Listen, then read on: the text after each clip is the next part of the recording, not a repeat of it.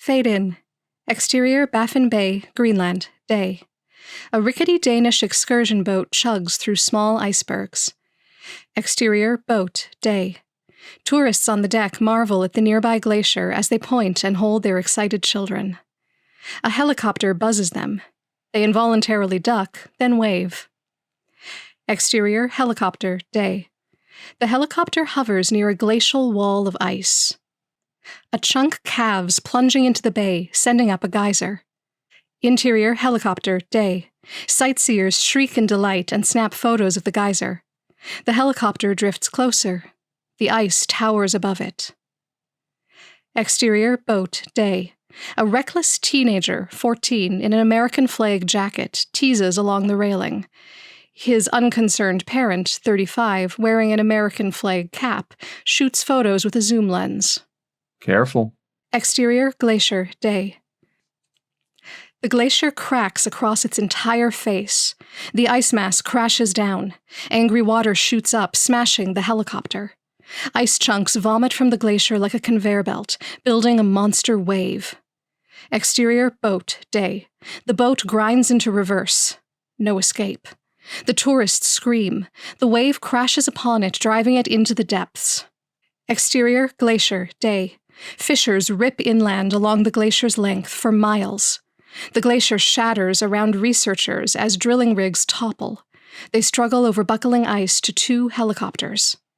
Exterior Researcher Helicopter 1, day. The helicopter wobbles aloft. The last man slips on the skid. A hand reaches out, but he plummets, his face in horror. As the helicopter descends to rescue him, its tail strikes jagged, rising ice. It crashes and explodes. Exterior Researcher Helicopter 2, day. From the open door of the second helicopter, Dr. Chen Gigi Guanyin, Ph.D., 30, Chinese, screams at the wreck. Horrified, Dr. John Patrick O'Neill III, Ph.D., 30s, holds Chen. The survivors wail as their helicopter rises. Title card, 3 months earlier. Exterior Big Sky Ski Resort, day. Children laugh on a beginner slope. Above them, a lift ferries skiers. Exterior mountain, day. Beyond the ski resort, a rusty shipping container squats on a treeless rise. It faces a high ridge pregnant with snow. Along the ridge, hawks circle above a row of rods that stretch out at 100-meter intervals. Exterior observation post, day. A dozen anxious faces press against the container's long plexiglass window. Interior observation post, day.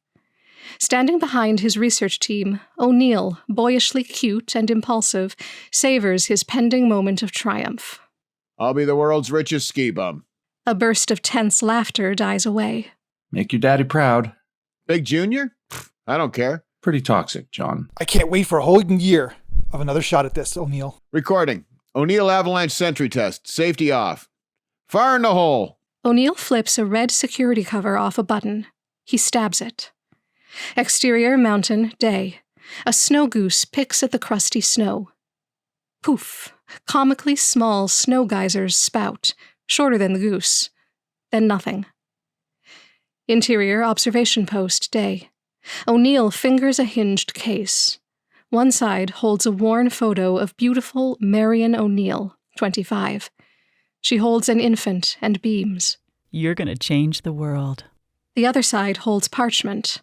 In loving memory, Marion O'Neill, April 1968 to July 2003. He snaps the case closed, revealing an exquisite etched logo.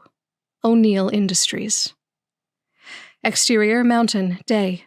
The snowbank tears away. Snow thunders down the mountain, crashes into an upthrust rock formation, and keeps going. Mother Nature's pissed. It roars towards the container and expires against it. Interior observation post, day. The team stares transfixed, then looks to O'Neill. His eyes point at their computers. They plunge into their chairs. Telemetry? Billy Bailey, 25, all hillbilly, scans his monitor. 4x4. Okay, we got data. Make it confess. Jose Martinez, 28, all focus, manipulates rows of data. Let's see if snow can talk. The room fills with vigorous keyboarding. Frowns appear. Keisha Reiser, 25, the worrier, pulls at frosted cornrows. O'Neill, I've got data holes. Devin Foster, 30, the wry one, peers at his screen. He wears an eye patch. Cascading data failure. Many computer alarms chime. The test finishes. The wall monitor beeps. Error. A dozen groans. Abject defeat. Damn it. Damn it. Damn it. Deirdre Masters, 38, the volatile one, slams her clipboard. I won't beg Orion Investments for more funding. Angry silence. Amalia Aboud, 25, shoves her keyboard. O'Neill stares out the window, then gets a tight smile. Unless... O'Neill bumps Aboud from her chair with his hip. Fingers fly. He's startled, then suspicious, angry, then inspired. Devin, surveillance sentry 2-7. Foster uses the binoculars like a pirate's spyglass. Keisha, rerun, -2-7. The program finishes, displayed on the monitors. With the cursor, O'Neill circles specific points on the graph. Detonation, compression, avalanche break. Tracked to a nanosecond to 6 places. The glitch was interference. With feathers. The monitor switches to a hawk perched on sentry rod 27. The container echoes with relief and laughter. John, you're a genius. Truth in advertising. Folks, you just built the perfect avalanche warning system. Other devices guess. My sentry knows. Silent astonishment. Then Martinez explodes. We have prediction. A big pile group hug. Exterior observation post, day. Bang! The shipping container door bursts open and the screaming team falls over each other into the snow. Reiser and Masters roll downhill together, stop, but stay entwined. O'Neill jumps on his snowmobile. Yellow snow cones for everyone. A snowball misses him. It's Foster, who has an artificial left arm and leg. Damn it! Do you know how tough it is to make snowballs with one hand? I'm king of the world. The team's barrage of snowballs fills the air. O'Neill dives behind the snowmobile with Foster and fires back. And Big Junior said you'd never amount to anything. O'Neill throws 3 snowballs for every one from Foster. Don't need his approval. My sentry will guard hundreds of ski resorts and highway passes. O'Neill leans in conspiratorially and whispers. And something 1,000 times bigger. Really? A snowball slams the snowmobile, showering them like confetti. They fire back. Nobody dies. Nobody dies. Damn right. I'll buy out that old man and fire him. Fire your own dad? It's a 100-mile hike out of his shadow. Hey, he's just a suit. They damn sure will know my name. John O'Neill, the Kleenex of avalanche safety? O'Neill checks the attacking force. His entire team is there. Going for reinforcements. No, that's a suicide mission. They lock eyes.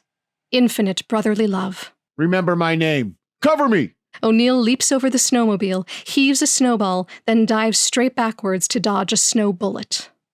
Pow! Snow dusts his upturned face. Above him, Chen teeters, stunned, yet starstruck. The snowball drips from her forehead. Dr. O'Neill, it is a great honor. I am Dr. Chen Guanyin. Gigi, you appear busy, killed in action. If your research is a success, I would like to use it to monitor... His face brightens with a new customer look. Walk with me. Exterior, Big Sky Ski Resort, day. A ski boot snaps into bindings. Walk means something different in America? O'Neill gently starts her down the beginner slope. She snowplows. He skis backwards around her as she struggles. Why me? Your dissertation, measuring crystalline compression and shearing rates, it stunned the geology field. You are a rock star. Easiest major. More time to ski. I study the Greenland ice field. It is losing over 500 billion tons per year, raising the ocean. Your measuring device would help me understand it. Better predict global warming. The O'Neill Sentry just went on sale. I'll order up...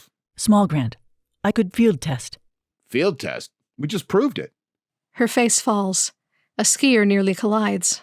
Global warming is speeding up. Well, no one denies global warming anymore. Deny it? No. Work to reverse it? Also no. The last decade was the hottest on record. O'Neill grabs her elbow and steers her around a fallen child. Sea level is up 7-8 inches. Most of the increase is after 1993. Chen drops one pole and he scoops it up. You have plenty of time to save up pop cans for my Sentry. Ask for the friends and family discount. O'Neill catches her as they fall together. It's a moment. Are you sure you are a scientist? I'm a businessman. Greenland's ice is 2 miles thick. It's going to be around for a long time. She smiles and crunches snow on his forehead. Exterior, O'Neill's production shop, day. O'Neill's tricked-out pickup crunches through garbage in a dark alleyway. Sentry rods are stacked high on its roof racks. It stops in front of a tired industrial door. Zeke Knight, 45, grizzled and grimy, stomps out. Got a guy in back. Says he's the money. O'Neill laughs too hard as he walks. Knight's hand stops him. Last checks were late. Fancy pants back there, kinda spooked by boys. He flashes his paycheck in O'Neill's face. Hey, will this bounce? O'Neill gets a mischievous look. I'm the money. Interior, Knight's office, day. Mark Herndon, 45, props his tasseled loafers on the desk in the cluttered, dingy office as he twirls a pen. You got the production money? What money? The proof of concept is done. You even read the contract? O'Neill flips the massive contract's pages. The faint beep of his truck's backup warning is like a ticking clock. But the O'Neill Sentry works. You're late and out of compliance. Herndon throws a pen on the transfer document. Sign over your company. O'Neill gets a tight smile. He grabs a document from the filing cabinet and slaps it down. Pre-sale agreement with Big Sky Ski Resort. Read your contract's 3-month extension clause. Herndon catches his breath as he scans between the Orion contract and the Big Sky contract. O'Neill stares him down. Cough up my payroll or sign over Orion Investments. O'Neill stomps out. Furious, Herndon dials his cell. O'Neill called our bluff. Too smart. He listens, nods, then smiles. Exterior, O'Neill's production shop, day. O'Neill sticks his palm out to Knight. Knight surrenders a key. O'Neill plugs it in a hot motorcycle. Cash the check, Zeke. O'Neill peels out and does a wheelie down the street. Exterior, O'Neill's mobile home, day. O'Neill's motorcycle stops at an old single-wide mobile home at the edge of a forest. Interior, O'Neill's mobile home, day. O'Neill sips a drink, surrounded by every known man-cave toy. He smiles out his window at the pristine mountain wilderness. Exterior, forest, night. Sitting on a fallen tree along a moonlit path, O'Neill studies his mom's photo in the etched case. His smile fades. Why? A twig snaps. Startled, O'Neill scans in vain. 2 unseen, hulking security men bracket him. A shadowy figure stands by a tree. Gotcha, slugger. Patty! Paddy O'Keefe, 60, steps into the moonlight. He's handsome in an unfair way and towers like a god. O'Neill rushes to him. What were you doing here? I thought you were colonizing Mars or topping a skyscraper or wrestling a bear. O'Keefe grabs him in a bear hug. How's Big Junior? Still pissed that I stole his girl? Still pissed that I'm his son. I wish I was your son. O'Keefe is both proud and disapproving. They tramp the path as the full moon casts eerie shadows. Still making snowmen? Prediction to the nanosecond. Looking for investors. Your old man's got some bread. O'Neill heaves a rock. It thumps off a tree. O'Keefe frowns. There was a time when you sat on that man's knee, and there's a time coming soon when he's going to be sitting on your knee. And you two need to come to an understanding. Yeah, Dad got mean after Mom died. O'Keefe grunts. He must have really loved her. Did he blame me? O'Keefe grunts again.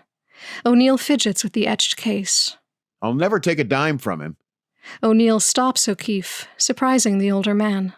The Sentry's bigger than anyone realizes. O'Keefe smiles and continues hiking. Exterior, forest, night, later. At an overlook, the distant mountains shine in the moonlight. I wish Mom could have seen this. Did you know that coroners aren't doctors? They're elected. O'Keefe yanks out his cell and holds up a finger. Wait. He listens intently, then stomps down the path as he talks. No. Tell our inside guy to get our judge. Change the damn docket. You know who to call. That's what I pay for. And brief Hackett. Lock it up in committee. We own those votes. He hangs up. Gus Henchley is dodging my demand for Mum's autopsy. You back on that? Never left. Just want the truth. No one just dies for no reason. O'Keefe yanks out his cell again and picks up the pace. Killing and regulatory review. Screw public comments. Akins votes with Simons. He'll come on board. One call from us reverses it. Tell him our political action committee has another $50,000 for him or his brand new primary opponent. No, wait. I'll deal with him myself. O'Keefe ends the call as they reach his limo. So? I need Sentry investors. What the hell? You just got here. Mars landing. I gotta fly back to D.C. Practically live there. It's impossible to catch you, even on the phone. You're like a ghost. O'Keefe slips into the limo and drops the window. You're gonna change the world, Slugger. Marion always said so. The limo's window closes. Its red lights disappear. Exterior, Big Sky Ski Resort, day. A snowcat's brake lights flash red as it stops beneath a full ski lift to let Army Special Forces soldiers, dressed in white camouflage, cross its path on cross-country skis. Interior, Snowcat, day. O'Neill grins as he drives. Wyatt Monroe, 40, resort manager, points from the soldiers to O'Neill's observation container, then to the ridgeline where O'Neill's team proved the sentry. Visionary. Automated avalanche warning and prevention. I never thought you'd invent it. I'm a scientist, businessman. Monroe savors the moment, then drops the hammer. Corporate canceled the deal. O'Neill slams on the brakes. Monroe hits the windshield. He rubs his head and feigns deep remorse. Call came this morning. Your inside guy got canned. His projects are toast. Sorry. We signed a deal, you and me. A letter of intent, with escape clauses. And what could I do? O'Neill is speechless with betrayal. Monroe lets him hang. They watch the soldiers create small avalanches with their skis. The tiny snow waves slide downhill. O'Neill ponders. You host a lot of Army Special Forces cold weather training? Big profit center. Maybe 1,000 troops a year. O'Neill gets a tight smile, then kicks open the door. Monroe watches O'Neill ski down to the soldiers. Monroe's cell rings. He listens obediently as he rubs his forehead. He took it well. Monroe sees O'Neill point at the ridge and the upthrust rock. He's entertaining the troops. Monroe slides into the driver's seat and creeps the vehicle down towards where O'Neill is drawing in the snow. Amid much backslapping, O'Neill vigorously shakes every soldier's hand. The door flies open. O'Neill grins at Monroe. Mind if the Army buys you a Sentry? Monroe is blank. Our frontline guys said they could use an avalanche safety system to train on tougher terrain. Monroe's jaw drops. O'Neill pushes him from the driver's seat. You get the benefit. The Army pays. Let's jam these tracks in gear. I got an inspection to prepare for. Monroe glances anxiously at his cell. Interior, O'Neill's production shop, day. O'Neill bangs through the door, grinning. Masters grins back. Orion coughed up our payroll. Just enough to cover our inspection expenses. Exterior, O'Neill's fake facility, day. Martinez and Bailey hastily hang giant new signage on a pristine industrial building in a new business park. Interior, O'Neill's fake facility, continuous, day. O'Neill rushes through the building. He shoves a camera in Knight's fumbling hands and drags him between two attractive women, 20s, who are posed with the long sentry rods. Well, you're a famous fashion photog. Knight's face lights up. O'Neill calls over his shoulder. Lay it on thick, ladies. This is for science. O'Neill grins as Masters piles expensive food in the break room. Foster snaps off price tags on conference chairs. On the production floor, the crew unload sentry rods. No. You don't unload it until you see me and the Army guys enter. O'Neill's cell rings. His eyes get big and he hustles away. Interior, O'Neill's fake facility, continuous, day, later. O'Neill escorts Colonels Jeffrey and Fitz, 40s. Masters and Reiser type furiously. Knight has gone full gonzo, his hair wild, shooting madly. As they enter the manufacturing floor, the grinder screams into action, and the crew hoists sentry rods. Very impressive. Thank you, sir. Well, I'm sold. Procurement goes through the Congressional Appropriations Committee. The two colonels share a knowing smile. You ever spoken before Congress? Exterior National Mall, day. O'Neill strides through scattered and disorganized protesters. Their small signs demand action on global warming. He smiles.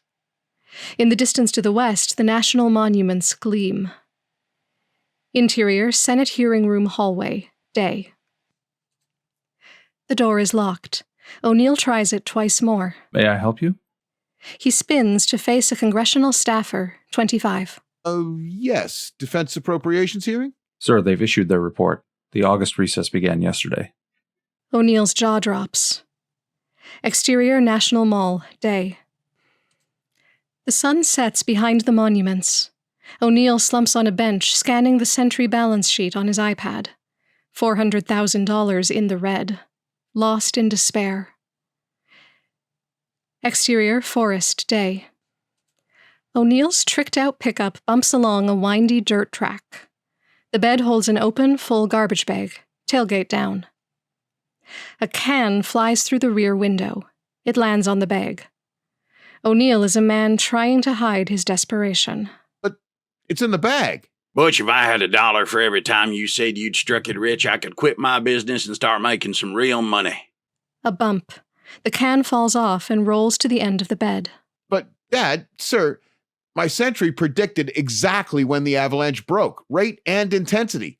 A worldwide warning system will save lives. Ski bum lives never worked a day. Sir, the system can do more. The potential market is huge.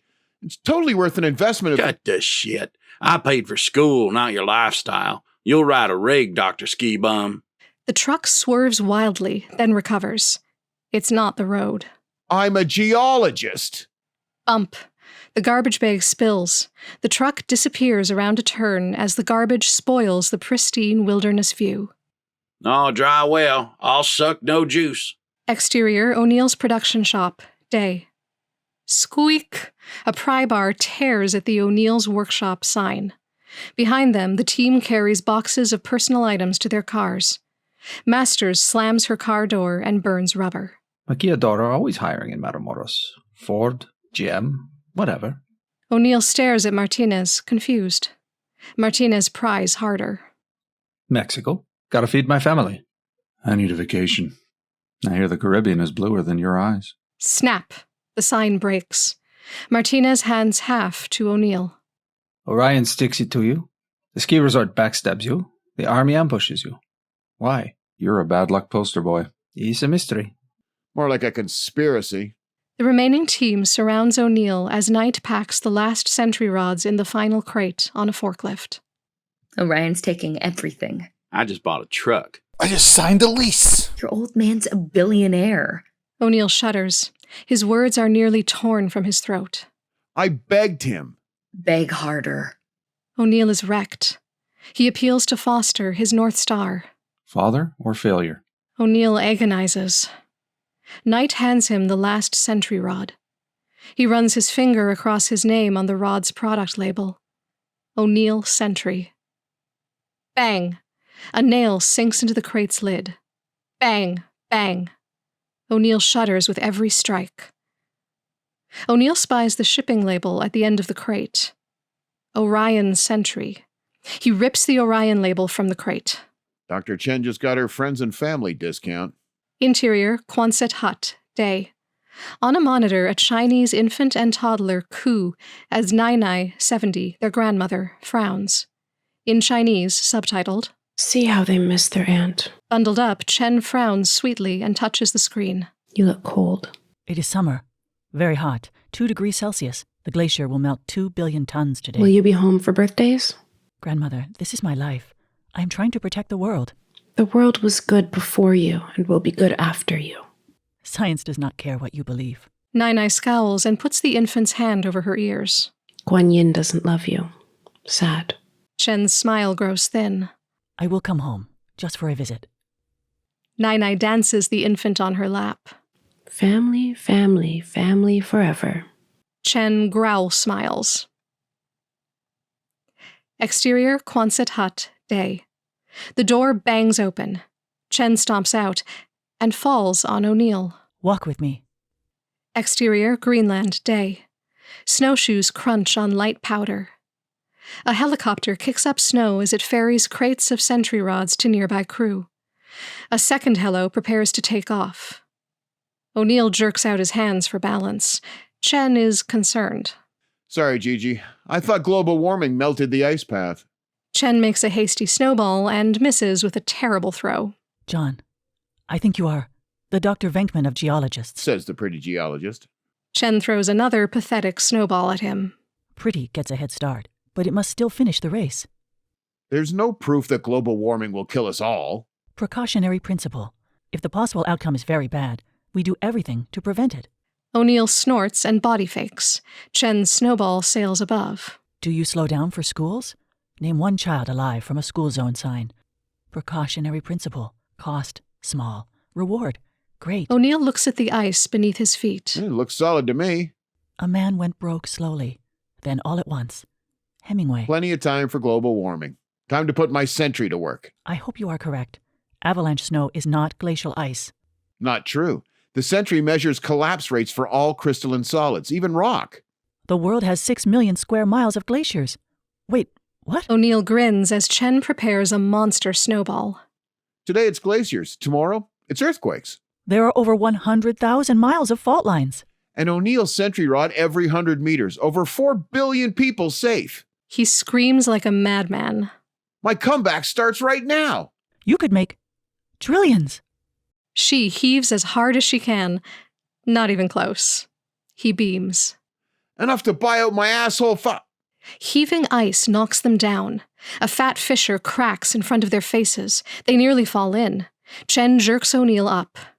Earthquake! Get to the halo! Interior International Space Station, day.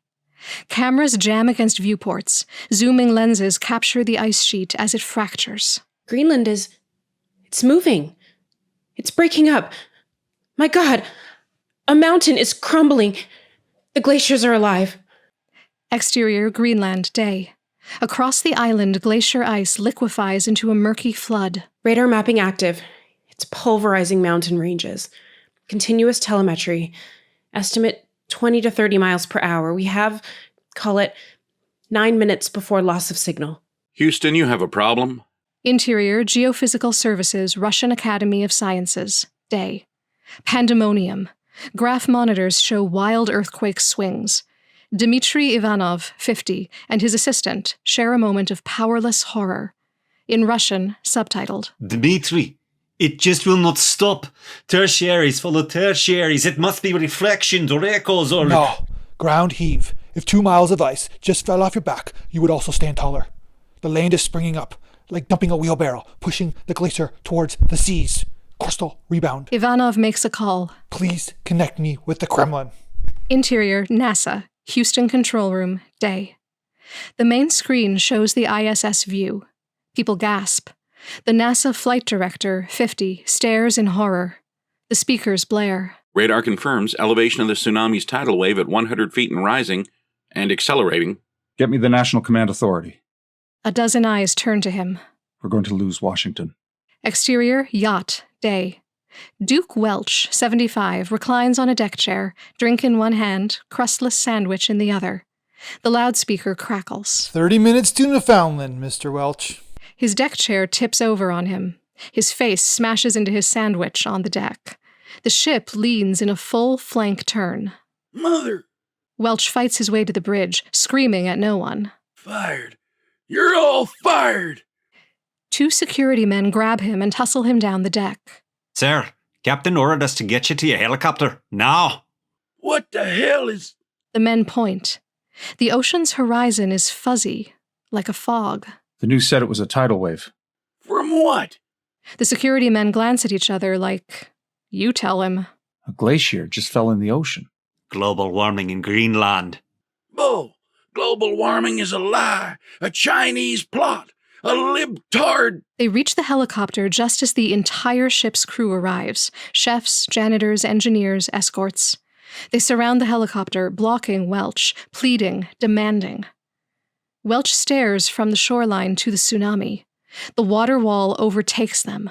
Welch screams at the shore as the giant yacht, Coal Hard Cash, breaks deep and disappears. Interior, turboprop airliner, day. Passengers huddle like refugees, hugging and weeping.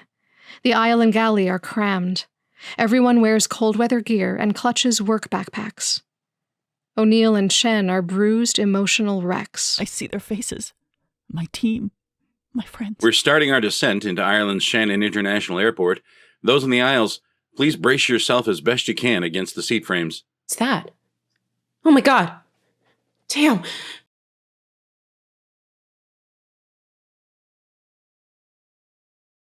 Passengers crowd against the window. What is that? O'Neill and Chen press against their window. Exterior, Atlantic Ocean, day. A white line runs north to south. In front, the sea is smooth. Behind it, the sea looks bumpy, twinkling like stars. Interior, turboprop airliner, day. Chen and O'Neill stare down at the impossible ocean. Is that a wave? Are those icebergs? Thousands! The shattered ice made a tsunami. In the deep ocean, a tsunami can exceed the speed of sound. And when it hits the coast... It rises. Ireland! They turn to each other, eyes huge. Exterior, Atlantic Ocean, day. The top of the wave froths and rages past, revealing jagged ice islands dragged along in the tsunami's wake. Above, the jet descends with its gear down. The Irish coast appears. Interior, turboprop airliner, day. O'Neill punches the overhead service button. Nothing. He tries to force his way into the aisle, but people resist. I've got to warn the pilot. He panics and crawls across the seatbacks as passengers yell. He fights his way to the door and pounds. No response. Stop, we can't land. Don't land. The passengers glare at him. Some panic. God help us. Suddenly, the plane lurches upwards as the engines roar. Passengers weep. O'Neill collapses against the door. Exterior, St. Petersburg, day. A cruise ship rises and tips onto the docks. The tsunami pushes it, churning up the road and crushing everything. Interior, Mrs. Ivanov's car, day. Mrs. Ivanov, 50, laughs into her cell. In Russian, subtitled.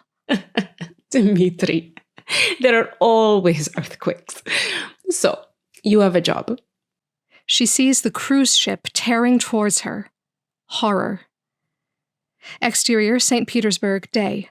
Her car skids into reverse, banging into two parked vehicles, one a police car. She speeds away as the police car's siren blares. The police car's tires squeal from the curb. Interior, Mrs. Ivanov's car, day. Wide-eyed, Mrs. Ivanov sees the water thundering toward her. She jumps as the police car races past, sirens still blaring. Exterior, Church of the Savior on Blood, day. Frothing water slams her tiny car into the Church of the Savior on Blood. Cars pound the museum like cannonballs. A propane tanker shatters one tower. A gasoline tanker smashes the tallest tower. The national treasure collapses. Series of shots. The surge arrives. Day. 1. A Canadian sailor's face untangles from a maple leaf flag as it flies underwater. The frigate rolls back to the surface, flinging sailors to their deaths. 2. Multiple electrical transformer complexes spark fireballs as foaming seawater hits them. 3. Heavy debris bangs rhythmically against the glass pyramid at Paris's Louvre as the water rises. Below, panicked workers scramble to save priceless works of art. Water pours down from the cracked glass, but they just curse and continue to work. Suddenly, water crushes them like a giant fire hose. 4. Venice's Grand Canal quickly rises, inundating the Bridge of Sighs.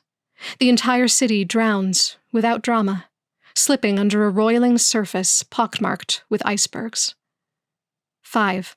The giant globe at Disney World's Epcot Center tears away and bobs to a surface speckled with enormous icebergs. The ocean pours inside as the globe slowly sinks. End series of shots. Exterior Shanghai Harbor, dock, day. On a harbor bench, Nai changes her fussing grandson as Zhang Li, 30, changes her daughter. In Chinese, subtitled. If that old engine doesn't die, then grandfather will paddle the rest of the way. How often does he get to see these two little ones? You can squirm, but for at least today, I am bigger and stronger. I'll remind him of your lack of respect. The little boy hits Nai with a stream of pee. Perhaps he has his own way of fighting back. Water hurts. The two women laugh. Crash! A fishing trawler slams directly into the nearby dock, crushing the fishing boat halfway to the pilot room. Bloody fishermen leap from the boat, ignoring their catch, and sprint away. A few of the crowd take hesitant steps towards the wreckage, but another boat crashes into the docks. Nai and Zhang scan the bay. 24 ships bear down on the dock at full speed. People point, scream, and run away. Nai and Zhang grab the babies and scurry towards a tall office building. Interior Chinese office building, day. The two women hustle through the crowded doors. Exterior Chinese office building, first floor balcony, day. The women push through the glass doors to scan the harbor. Exterior Shanghai Harbor, dock, day. A dozen ships crash into the pier, some bursting into flame. A dilapidated fishing trawler limps toward port, the last member of the fleet. Behind, the horizon looks wrong. Father! A massive wave smashes the grandfather's boat into the fleet. Interior Chinese office building, stairwell, day. Water quickly rises as people scream and climb. The water covers Nai's feet. At a landing, it covers her waist as Zhang helps her. The crowd below thrashes beneath the water, drowning. The water rises above Nai's chest as Zhang forces her daughter into Nai's arms, then disappears in a tangle of drowning bodies. Nai is aghast. In Chinese, subtitled, Take the babies! The struggling people above grab the two infants and hoist them over their heads. Nai's upturned face stares at them with heartbreak as the water covers her. The two babies are passed ahead of the rising waters. Each helper in turn drowns, their final sacrifice completed. Interior Chinese office building, 4th floor, day. Through the windows, Wang Jianguo, 45, stares in disbelief as the water washes around the 3rd floor just below him. In the background, CNN Europe plays in a small window on a presentation screen, with Chinese subtitles in a crawl below. In a cascading event, the Greenland ice sheet has completely disintegrated and washed into the ocean. The waters have surged across the entire European continent. Millions have drowned. Wang snatches his cell. In Chinese, subtitled, Get my helicopter, immediately. The stairwell door bangs open to sobs and groans. The survivors pour from the stairwell, gagging, puking from exertion, and pulling drowned and unconscious victims onto the landing. They're still cradling the babies. Wang helps drag them to safety. Emergency systems are being moved to the highest ground. Surviving boats are being commandeered by local and national authorities. Wang comforts survivors and treats them for shock. He glares out the window. In Chinese, subtitled, Where's my helicopter? I need to medevac people. Initial measurements from the International Space Station point to a hotspot of upwelling mantle near the earthquake's epicenter, said a United Nations spokesperson. As with most disasters, the Great Release was likely caused by a combination of factors, particularly subglacial melting, which basically lubricated the connection between the ground and the ice field. Greenland buckled upwards, unspringing, which provided the energy to slough off the 2-mile-thick ice sheet that is nearly 3 million years old. Wang notices his presentation screen, side by side in both Chinese and English text. Climate change means big business opportunities. Wang yanks the power cord and collapses, panting. Interior turboprop airliner, day. O'Neill stares down through the window without comprehension. Impossible. A tear rolls down Chen's cheek. Passengers sob softly. I cannot see the ground. Only water and tall buildings. Chen and O'Neill gape at each other, hopeless. She breaks. It is my fault. Gigi, that's crazy. I beg them. Please, listen. I write papers. I speak at events. It's not your fault. No one could see this happening. Everyone could see this happen. 1,000 climate scientists agree. Billions of data points confirm. Too late. Too late. Interior stairwell, day. The breathless laughter of small children amid the stomping of little feet on metal stairs. In Spanish, subtitled. Can't catch me. Come on, catch me. Martinez and his family race up a dimly lit metal stairwell in a concrete building. Consuelo, 7, and Isabella, 9, try to catch Martinez. Angela, 30, cradles an infant as she hustles her young son. The two girls stop on the third-floor landing, panting. Martinez locks eyes with his wife. Their faces are a mix of terror and grief. They force smiles for their children. You can climb higher than these. Much higher. Much higher. The 3 children climb ahead. Martinez and Angela ache at the sight of their happy children, then turn to each other with looks of tragic love. Exterior, rooftop, day. The children burst onto the roof and scream in terror. Exterior, Matamoros, Mexico, day. Matamoros disintegrates under crushing water. The flood thunders against their building, shaking the roof. Exterior, rooftop, day. Martinez gathers them in his arms. In Spanish, subtitled. I love you so much. So very much. So very much. You are the best. You are the family. best. My family. The building quakes. The parents hold even tighter. The end is now. Then the noise subsides. It's almost quiet. Their eyes open. Relief. The children catch ragged breaths. Crash! The far edge of the roof caves in. Their eyes go wide. The building creaks. Roof sections crash like dominoes. Martinez hoists the infant and presses his family against the far wall. Just feet away, the roof's ragged edge holds. They stare into the building's guts, shaking and weeping. Interior, International Space Station, day. Tragic eyes stare down at the continents, misshapen by the new coastlines. Astronauts shudder and weep. Northern Hemisphere tidal surge at maximum. Extent ranges from 50 to 500 miles inland. No evidence of active electrical grid. Houston, ISS. Do you copy? Interior, turboprop airliner, day. The intercom crackles with the pilot's tension. Folks, I need to update you. We are very low on fuel and trying to reach the closest runway in the German highlands above the ocean flood. The runway was not built for this plane. If you want to contact your families... When we land, I must return to Shanghai and find my family. My family, I don't know. The engines die. Passengers pitch forward. Eerie quiet. Passengers stare at each other. Then dozens of cell calls. Exterior turboprop airliner, day. Nothing but the rush of air over the wing. The runway looms, short, narrow, and distant. The flaps extend with a whir. Trees bend in the jet's wake. The belly shatters approach lights. The landing gear locks down just as it crosses the runway threshold. The tires spray from the soaked runway. Brakes screech. Tires skid and veer. Stop. Nose past the runway. Dripping nose wheels barely on pavement. Series of shots. The surge retreats. Day. 1.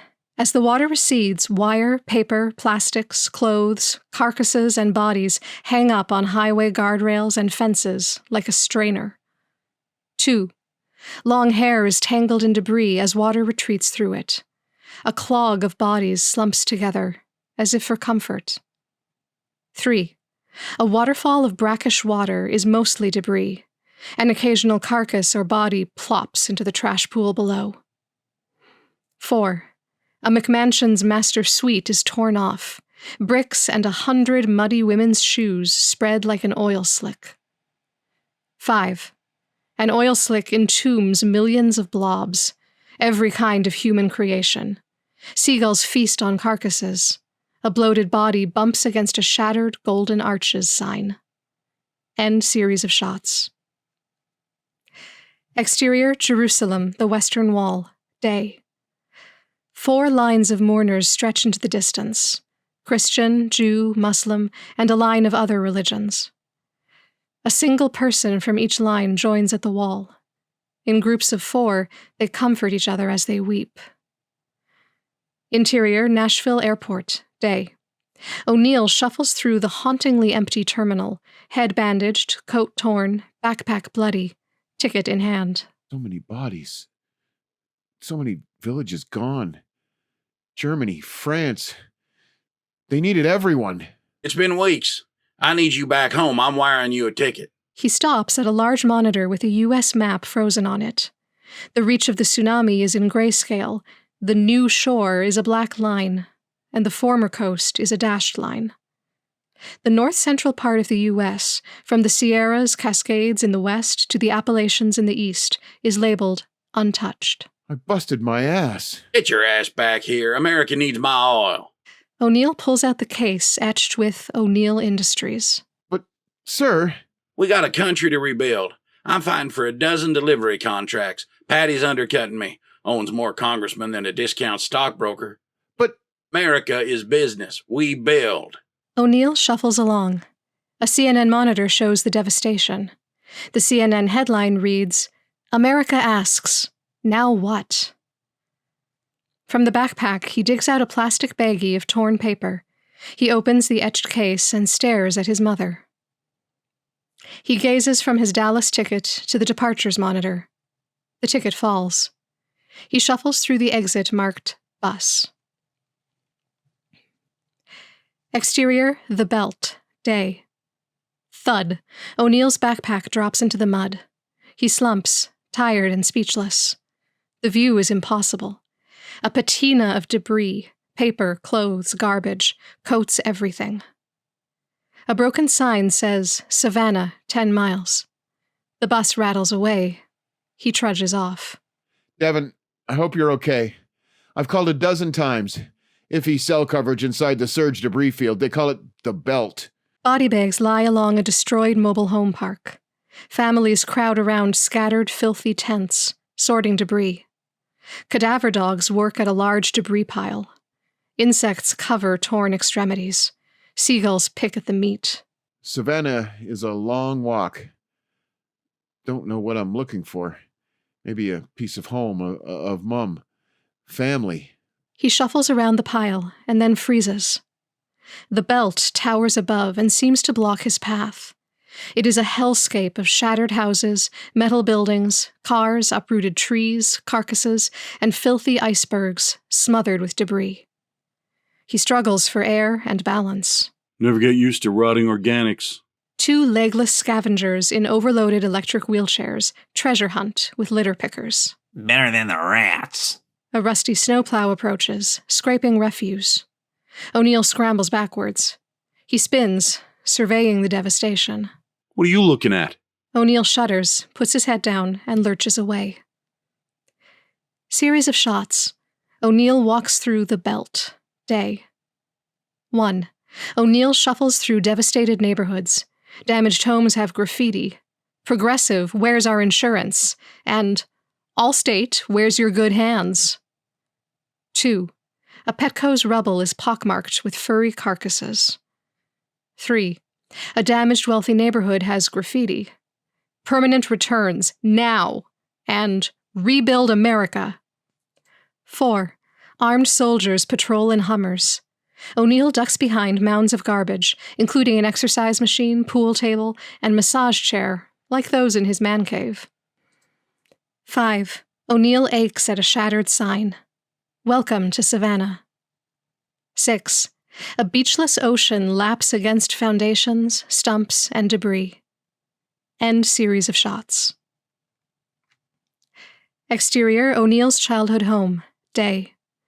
A ragged tire tangled in a steel cable swings gently in the tide against a shattered oak trunk. O'Neill is overcome. Exterior, O'Neill's childhood home. Day. Flashbacks. 1. Young John O'Neill, 10, swings from that tire swing as it hangs from the massive oak on a high bluff between the Atlantic Ocean and a 3-story mansion. O'Keefe, now 40s, grins and pushes from in front. John, Big Junior O'Neill II, 40s, laughs as he pushes from behind. Big Junior is a toad of a man, the polar opposite of O'Keefe. Higher! Marion O'Neill, dazzling even in a simple dress, records them on video. The three males fall to the ground, laughing. But Dad, sir, you promised! Stop crying, little girl. 2. Big Junior and O'Keefe wrestle the boy on a trampoline, but he pins them. They feign defeat. He crows in triumph. But, sir! My house, my rules. 3. The three males play catch. Young O'Neill has a good arm. You can't do anything right, useless little bitch. 4. O'Keefe slips his arm around Marion as they watch O'Neill chase Big Junior around the oak. They clap for the boy. You're not my son. Exterior O'Neill's childhood home. Day. Return to present. O'Neill huddles with his bloody backpack. Empty. Defeated. Devin, the surge stripped Savannah like sandpaper. Like Europe. I held them in my arms. The mothers, the children, the lost. So many. Lost. Now it's stole what's left of Mum. What can I do? My only choice is... Oh my God, you said it. Father or failure. Exterior, the belt. Day. Crunch. A junker 4x4 pickup lands on its tires. Passenger side smashed. Hood torn off. O'Neill drops the large pry bar. Interior junker pickup. Day. The engine wheezes, then fires up. O'Neill jams it in drive. Exterior gas station. Day. The junker pickup rolls to beat-up pumps. O'Neill pushes it. The $15 a gallon sign has a scrawled note. 5-gallon limit. Hello? No answer. He wipes his sweaty face and trudges inside. Interior gas station. Day. O'Neill shuffles past nearly empty racks as a radio wheezes. The White House continued the national state of emergency as Congress prepares to fight over recovery legislation. Liberals want to create national sacrifice zones to abandon areas at risk of future flooding. Opponents are calling for giant seawalls to reclaim homes, infrastructure, and businesses that are currently submerged by the new sea level. Experts say the cost could exceed the current national budget. Meanwhile, American cell service remains at 50% coverage, mostly in the north-central U.S., which was protected by mountain ranges. Worldwide cell service averages 10%. Internet service is at 5%.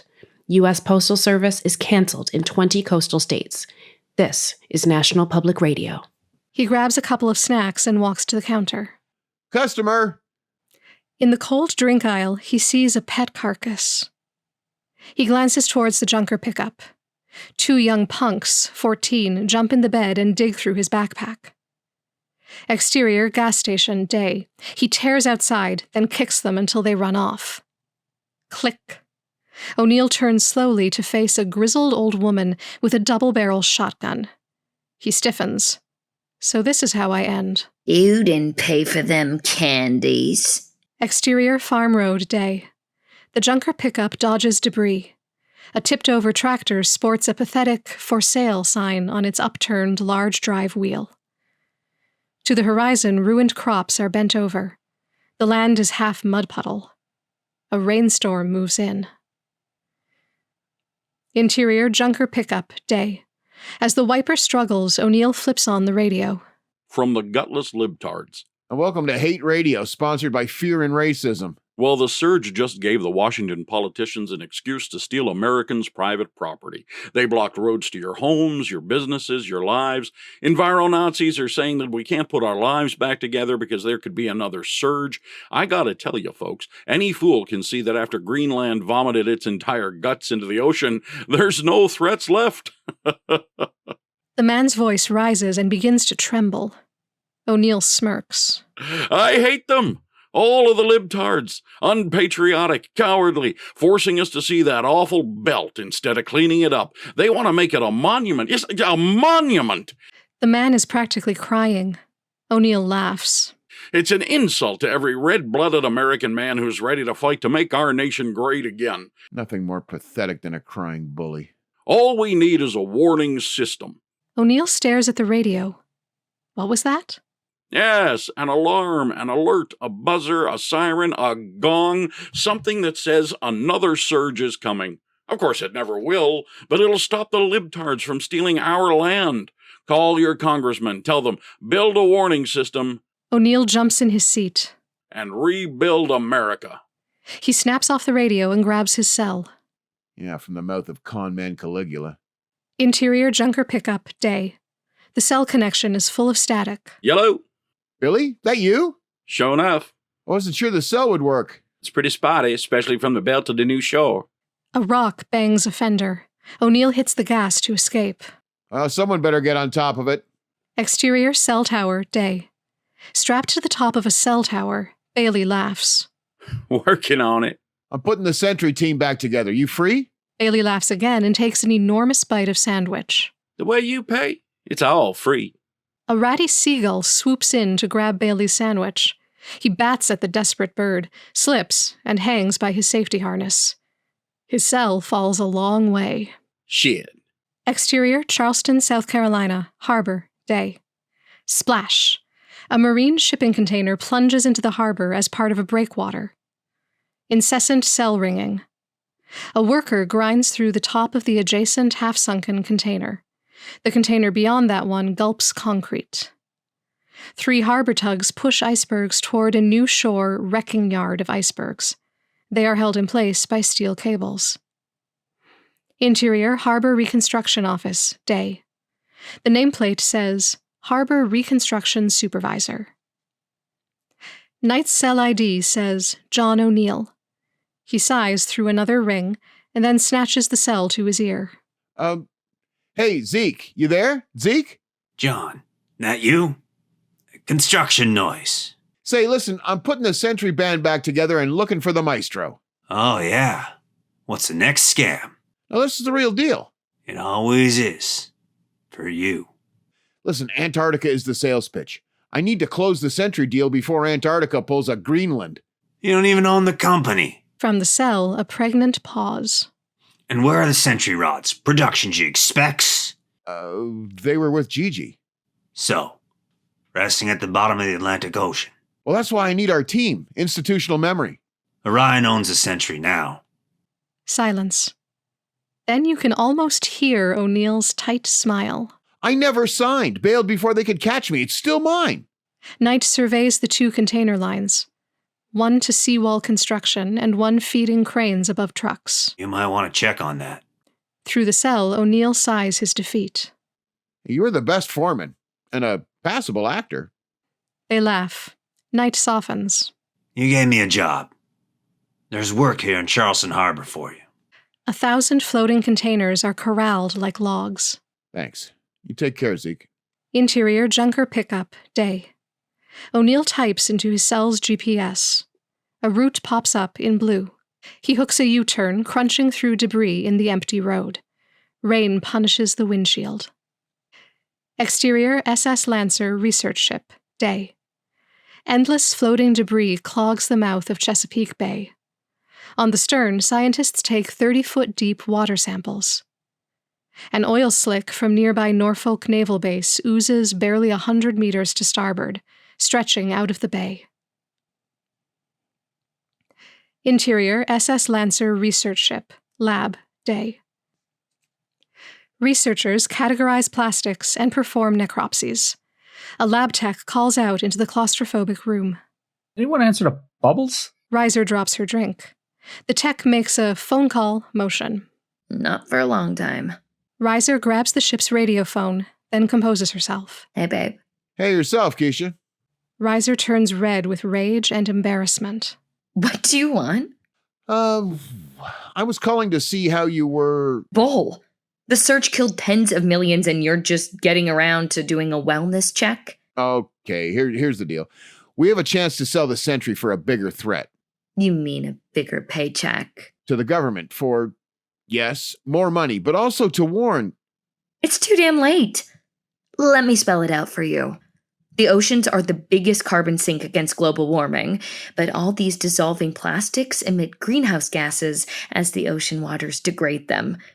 We poisoned the world's carbon sink. Riser glares out of a portal at the debris field. Before the surge, 85% of marine pollution was plastics. Now, I get it. You're doing important work and you're not interested in... the surge just polluted the ocean. Top to bottom. Beyond our ability to ever clean it up. You think you can just round up 300 million square miles of polluted water like some three-dimensional cattle drive? The poison is permanent, you damn moron. Oh, maybe Deidre's interested. Do you have a number? She laughed in my face. What? She said she was only there for you. Riser waits. The phone coughs garbled confusion. She dumped me. Riser slams down the phone and stomps back to her work. Exterior forest day. Gray smoke rises from blackened trees. Tyler Brown, 20s, Sentry team member, slumps against a stump, a filthy and exhausted smoke jumper. He mumbles into his satellite phone. We're barely 20% contained at 2.3 million acres. Twice the old record. So dry I could torch a pile of soaked clothes. You think global warming is only about the ice caps? No thanks, John. Forests are dying. Exterior research skiff, day. Surrounded by other divers, Aboud twists her long hair as she shouts into a phone. She cradles a specimen bag with a tiny tropical fish and a jagged chunk of bleached coral. God, John, bleaching means dying. The warming ocean drives out the microbes and the coral starves. She glares at the divers like, can you believe this guy? No thanks. We're trying to save the ocean food chain. Exterior Sudanese desert, day. On a bluff above a refugee checkpoint, Damon Hayes, 20s, Sentry team member, rages into his satellite phone. Disasters don't cancel out, they compound. The surge didn't stop the famine or the drought. Hayes scoops up dead soil. It bleeds through his fingers. The international aid died and now it's even hotter. John, you have a problem, but it's not the Sentry. Interior junker pickup, day. Click. O'Neill stares at his cell, then slams on the brakes. Exterior junker pickup, day. Torrential rains pound the junker pickup as it skids into a giant tree across the road. Interior junker pickup, day. O'Neill shudders. And that's why we don't hold cells when we drive, idiot. The driver's wiper can't keep up. The passenger wiper is sheared off. Water leaks from the cracked windshield. The cell's GPS shows that his next destination is 4 miles away. The next turn is just beyond reach, blocked by fallen trees. Exterior junker pickup, day. The junker pickup chugs off-road down a rushing drainage that parallels the road. The water covers the axles. Thank you, four-wheel drive. A submerged limb smacks the truck. The truck sinks lower. Crunch. The pickup high centers. The engine roars. Stuck. Interior junker pickup, day. O'Neill grabs his cell. Oh, this looks like a job for AAA. No service. Really? Bang! A tree punches the door, the leading edge of a flash flood. O'Neill grunts like he took the blow himself. Angry water rises to the door window, then above. The engine drowns.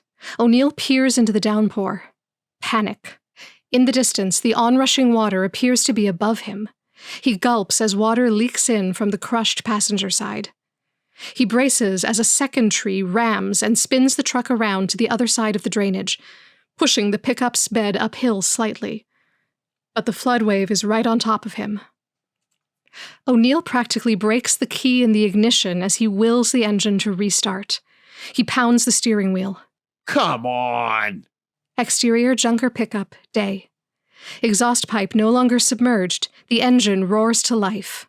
The tires sling mud as the junker pickup claws backwards up the bank. It crests it, then stops on the other side. Interior junker pickup, day. O'Neill gasps and chokes the steering wheel. Through the struggling wiper, he peers down on a town smothered in tents. What the hell? His cell pings with a smiling photo of Chen. Gigi, you're okay? Where are you? Nothing. He checks the cell. Signal lost. Anguish. Exterior, town, day. The junker pickup eases through a miserable scene. Garbage piles, mud puddles, and ratty tents confound the former street grid. Soaked and miserable inhabitants wander. The junker pickup's torn tires bump over pointless curbs. It squeaks to a stop, blocked by a bewildering array of orange traffic barrels and yellow tape. The rain turns to drizzle. Exterior, food bank tent complex, day. Surge homeless families shiver under dripping awnings as miserable children cling to their legs.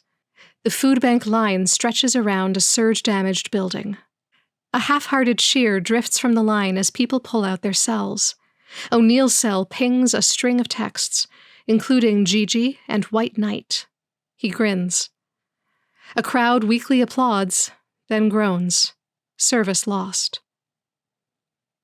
As he bypasses the queue, O'Neill tosses a candy to a hungry girl, 6, near the head of the line. Her angry father fumes. O'Neill catches the eye of an elderly worker as she lovingly hands out food bags. Excuse me, how can I get across town? Get back in line. No cuts. Asshole. Wait your turn. Jerk. All the roads seem to be blocked. He turns and smiles to the people in line.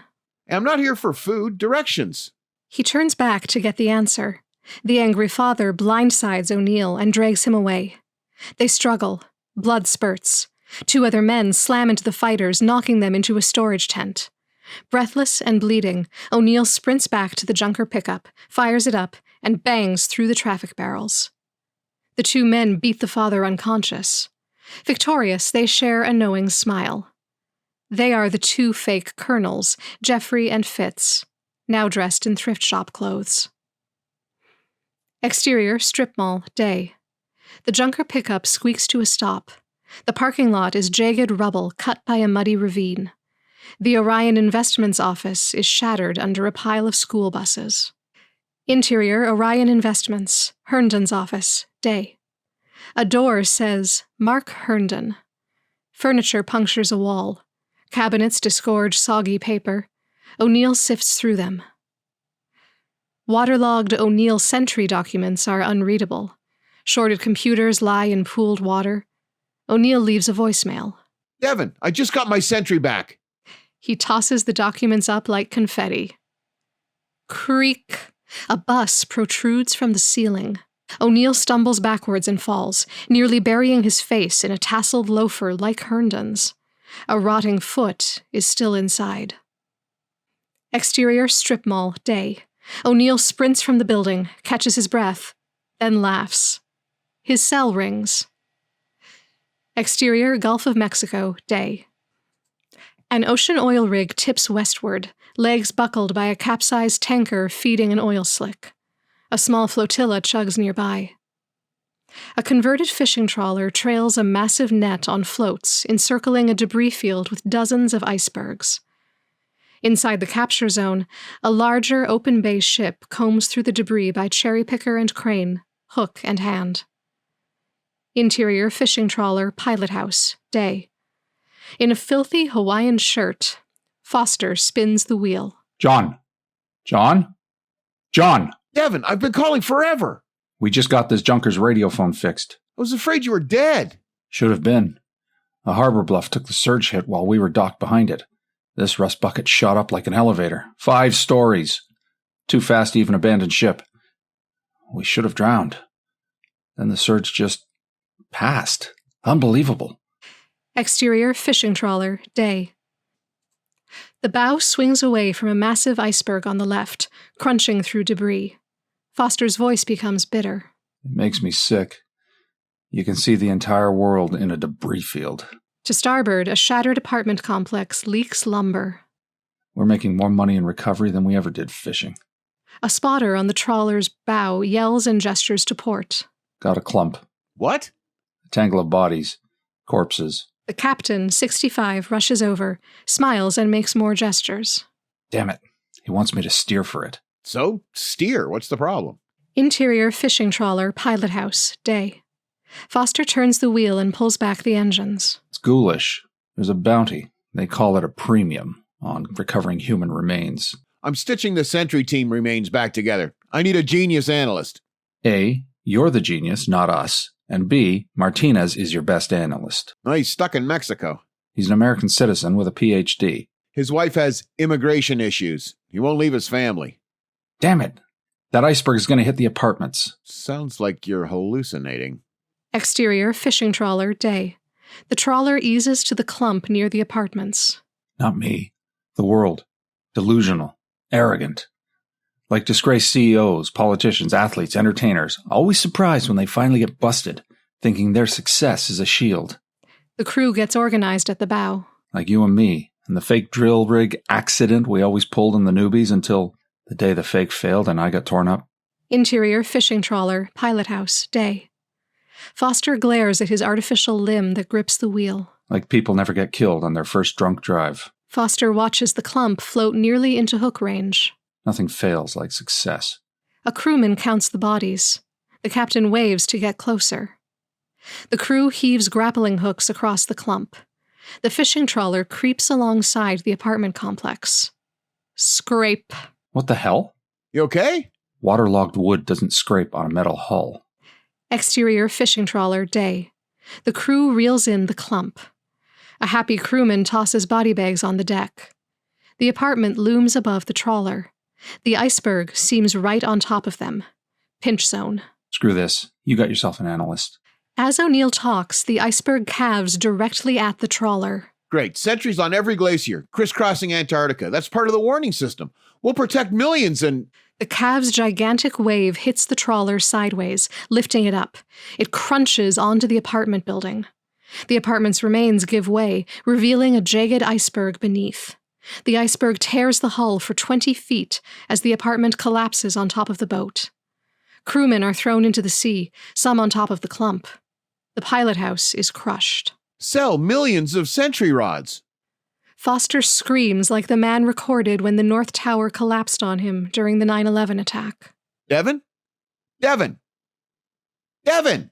Weighted down, the trawler sinks into the debris field. Exterior, Brunswick, Georgia, Turtle River, day. The junker pickup thuds over muddy planks and stops. O'Neill plops his bloody backpack against a Brunswick, Georgia sign and collapses. Behind him, the I-95 bridge is broken. Brunswick is stripped clean. Only foundations remain. On the dock, hundreds of Porsches and Jaguars are flooded. Ping! A text message from White Knight.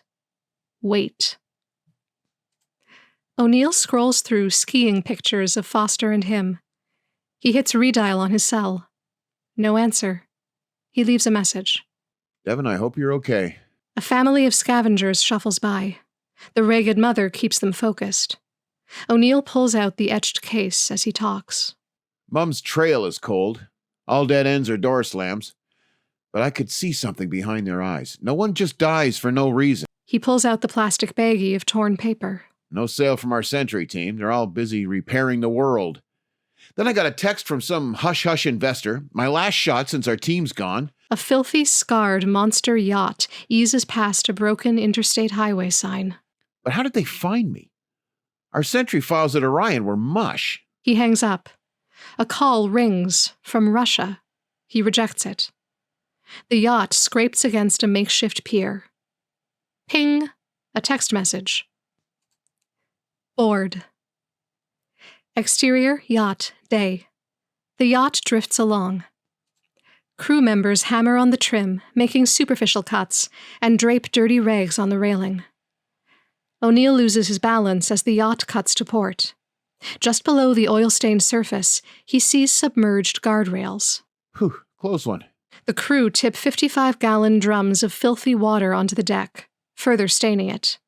O'Neill is confused. More camouflage. Safer below. O'Neill blinks, shoulders his backpack, then drops below. Interior, yacht, day. The door opens to an opulent party. Cocktails, hors d'oeuvres, light jazz, escorts. O'Neill! O'Neill is shocked. Partiers glad hand him, flirt, and offer him drinks. They part for Derek Larson, 35, an exec. Name your poison. A minute. What's with the topside decorations? Nothing. A precaution. Andy Abramson, 22, a young exec, unknowingly crashes his career on Lake Booze. He pulls a wary O'Neill to his side. Andy Abramson, check this out. He points out 7 hull patches. O'Neill gulps. Relax, the shots were all above the waterline. Libtards probably never held a rifle before. Larson waltzes Abramson on unsteady legs deep into the crowd. O'Neill surveys the buffet line with hungry eyes. A soft hand rests on his shoulder and whispers in his ear. The killer voice belongs to Patty Lynch, 30, a pretty young exec. You look like you could use a quickie. O'Neill's eyes pop. He starts to speak, but is cut off. Shower. Their eyes lock. It's not about hygiene. She leads him towards the private room. Escorts glare. Lost income. O'Keefe grins from the farthest doorway. O'Neill staggers in disbelief, then rushes to hug him, Lynch forgotten. Patty, I thought you were dead. Lynch smiles to O'Keefe over O'Neill's shoulder. Exterior, yacht, day. At sunset, the 2 men stand at the bow and eat expensive food as they watch a floating crane repair a flooded O'Keefe Oil Corporation petroleum refinery. A sign on the tower says, "The Surge, high water 223 feet." The words are flanked by a red, white, blue line. It's weird to think that these are not floodwaters. Huh? Well, this is new sea level, permanent. Not one beach left in the world. That'll come in maybe 1 million years. You should have invested in map makers. Glad I'm a skier. You the White Knight? O'Keefe chuckles. Competitor. Shh. Just heard about the offer. That charming Ms. Lynch pulled strings to get me a boarding pass. What changed your mind? O'Keefe stares from the water to his flooded refinery. The surge. People running scared. Congress worse. Trying to catch up to the voters. Everyone's blaming O'Keefe Oil? the industry is eating its own. Bet you're buying up the little guys as fast as they go under. I wish. Investors divesting, pension activists boycotting, oil stocks cratering, exploration banned, no capital, no allies. Lynch pops her head out of a hatch. You playmates need more toys? O'Neill tries for something clever, but she's just too pretty. O'Keefe notices O'Neill's attraction, but waves Lynch off. I promised to plant millions of trees, but they're still after me. Your machine will help them cool down. Think things through. Your cut. 50-50. O'Neill chuckles. Figures. Dad used to say Patty never took a minority stake in his entire life. Probably the only compliment he ever paid you. And after I did all the work. You need to get us a government contract to ring Antarctica's ice fields. You could pay bigger than the moonshot. Can you sell it? I'm a businessman. Nope. For global warming, you're now a scientist. I'll pry open the door. You have to close a deal. Where? Ever spoken to Congress? O'Neill laughs. Interior, U.S. Capitol, temporary Senate hearing room, day. The water-stained room echoes with construction noise from next door. The attendees stand before folding chairs. Liberty and justice for all. Julius Hackett, 75, the officious chair of the Senate's Commerce, Science, and Technology Committee, motions for attendees to sit. The senators' nameplates indicate their state: Kimball, Florida; Cochran, New Jersey; Aikens, Georgia; Simons, Louisiana; Bernard, Maryland; Hood, Arkansas; Turner, Delaware; and Hackett, Mississippi. On this historic occasion, we, the people of the United States, take back our capital from the surge. Interior, U.S. Capitol, Senate Chamber, day. The muddy, destroyed Senate chambers are under noisy repair. You can hear the sounds of liberty rise. The rebuilding of our capital is the first great symbol of resilience in the face of this completely unforeseen event. Interior, U.S. Capitol, Rotunda, day. Light pours through the shattered dome. The dome's 20-foot armed freedom statue lies shattered. Workers scrape mud. Welcome to public testimony on the Senate's first major legislation, the Surge Recovery Act. Exterior, U.S. Capitol, day. The filthy Capitol has lost a chunk of the House wing. It's strewn with debris and surrounded by construction equipment. The Senate will meet in its restored chambers for a final vote. Exterior, National Mall, day.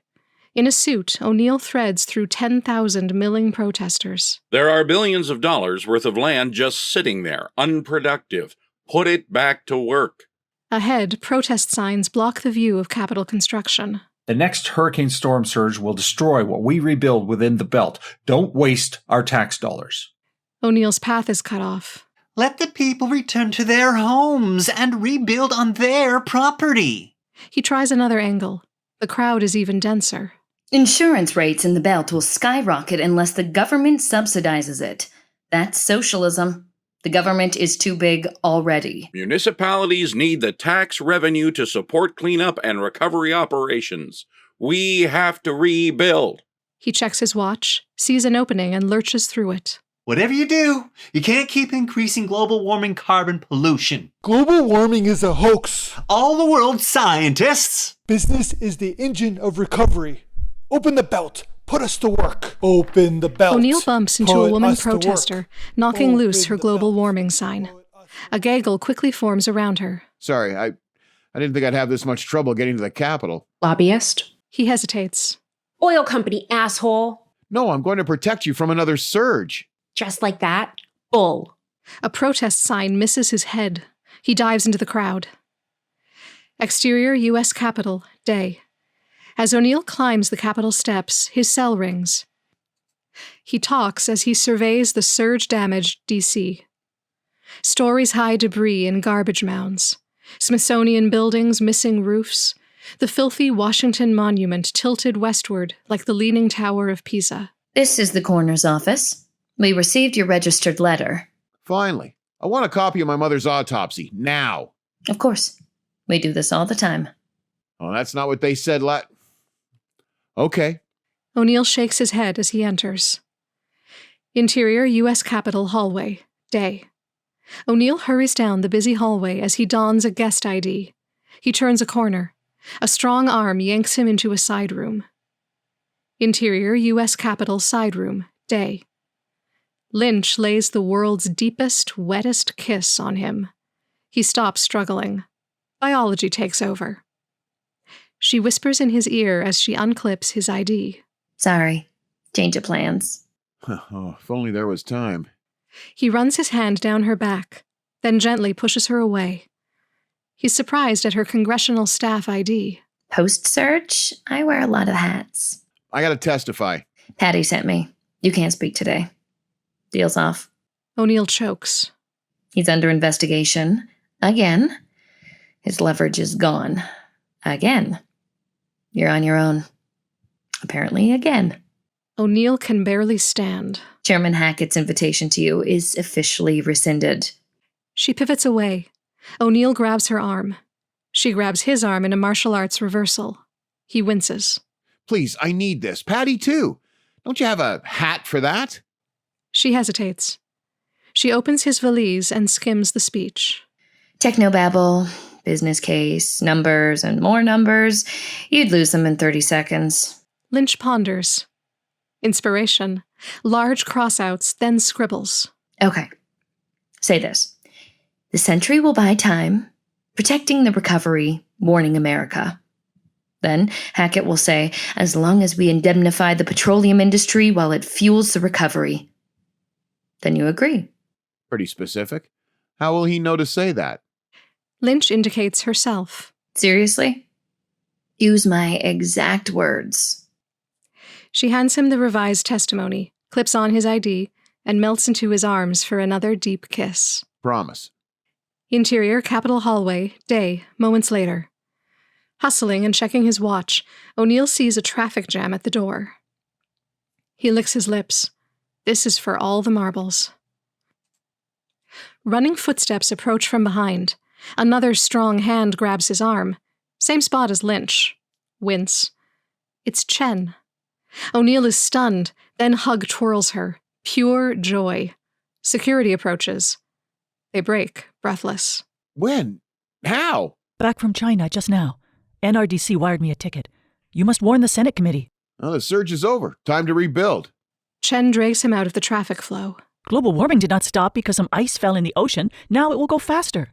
O'Neill rolls his eyes. Chen chokes him by his ID lanyard. Ice reflects back sunlight. 75% of permanent Arctic ice melted in the last 35 years. When the ice is gone, we get more heat. If Antarctica melts... He is hesitant. She is desperate. You are a scientist! Some scientists disagree. If you murder someone with a hammer, you are not a carpenter. What? You are not a scientist if you use science tools to lie. The truth? If Antarctica melts... She pulls out 2 maps showing if all land-based ice melted. The first is the world, deep gouges in Western Europe, Russia, Australia, and China.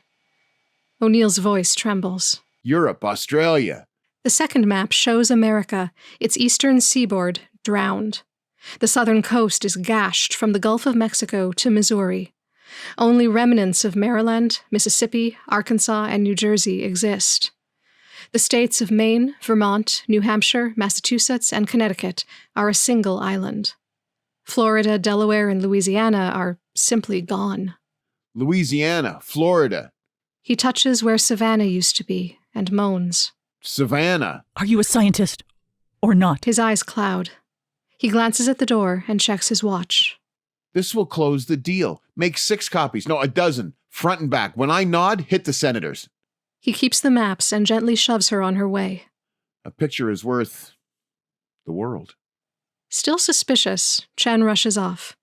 He sighs his relief. Interior, temporary Senate hearing room, day. Lynch towers above the sitting Hackett, locked in an intense conversation. He shakes his head. She shoves a paper to him. Read it, her eyes full of threat. Hackett gulps. O'Neill takes his place at the speaker's table. He rubs his arm as he pulls out his testimony. Welcome, Dr. O'Neill. O'Neill scans the room, Lynch on his left, Chen on his right. Mr. Chairman, members of the Commerce, Science, and Technology Committee, it's tragic that I need to be here. The surge took so much from every one of us. Families, friends, much of the cultural heritage of humanity, painstakingly extracted through the ages. Artifacts of history and prehistory, pieced together from bits and scraps by thousands of scientists like myself. 1 million works of art, architecture, and engineering, buried at sea or destroyed. Lost fruits of the world's creatives. The senators glance to each other. Where is this going? We're here to determine an American way forward, how we rebuild.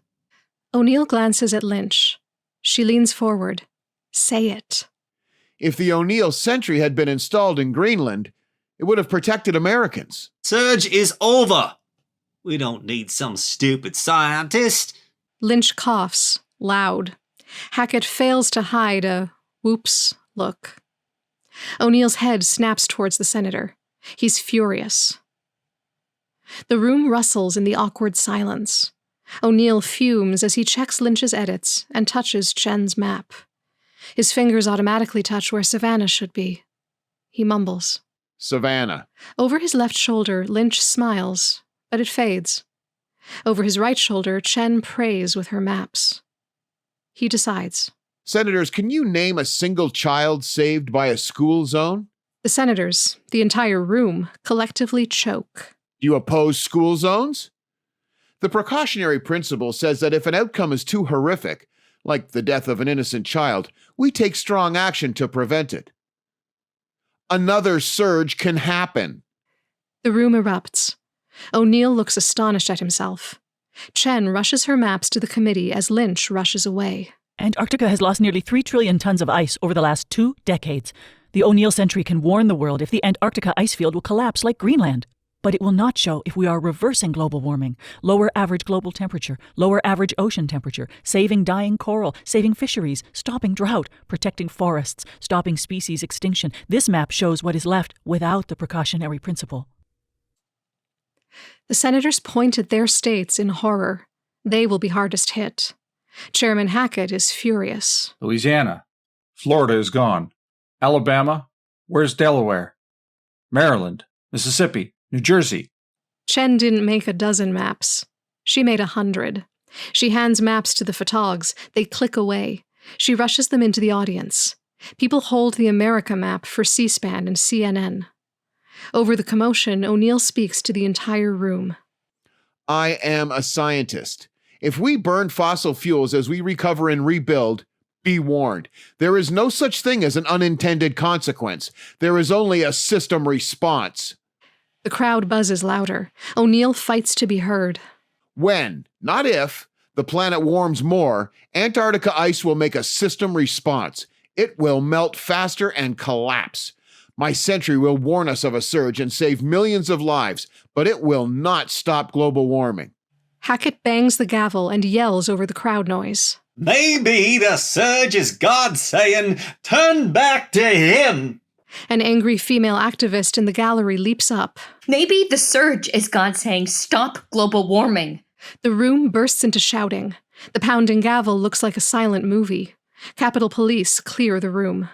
People believe any liar that says, you're noble, and you don't have to change. O'Neill falls back in his chair, stunned at himself.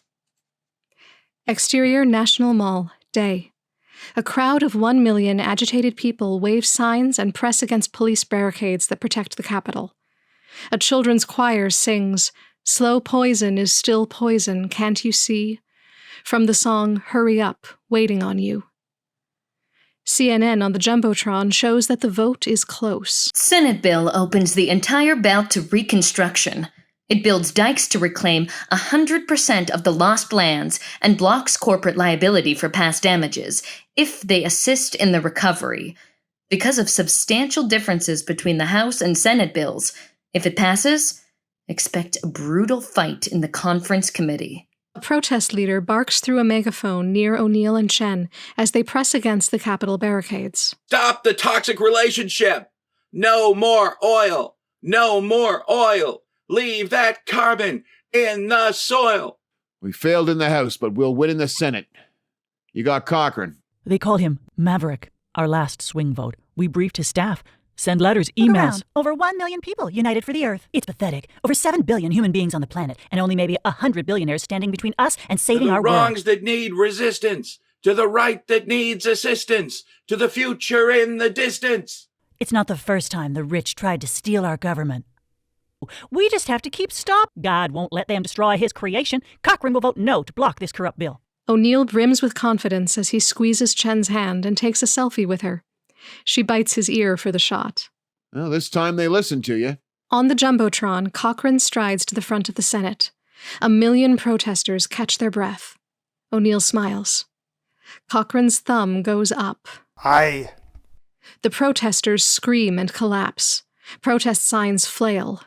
O'Neill and the protesters lunge at the barricade. It falls. A Capitol policeman aims at Chen. O'Neill shoves her. Bang! The bullet slices his jaw, knocking his head back. Gunshot people fall as if in slow motion. Screams of terror. Despair as the crowd tends the wounded. O'Neill lies bleeding from his jaw and head. Terrified eyes. Chen rips off her shirt and stems O'Neill's bloody wound. She screams like the infamous Kent State Massacre photo. Somebody, help! Interior Chen's apartment, night. Chen strokes O'Neill's temples as he lies exhausted and drugged, his jaw and head bandaged. I failed my mother. I will not leave you. She kisses his forehead and his nose. Then they lock eyes. They kiss. My hero, I love you. It's the drugs. Drugs are the best excuse. His eyes droop and he's asleep. She caresses his face, runs a finger over her own jawline, then shudders. Interior Chen's apartment, night, later. Chen Skypes with Wong. In Chinese, subtitled. Now it is worse. Too many moving parts. It is overwhelming. First defense, then offense.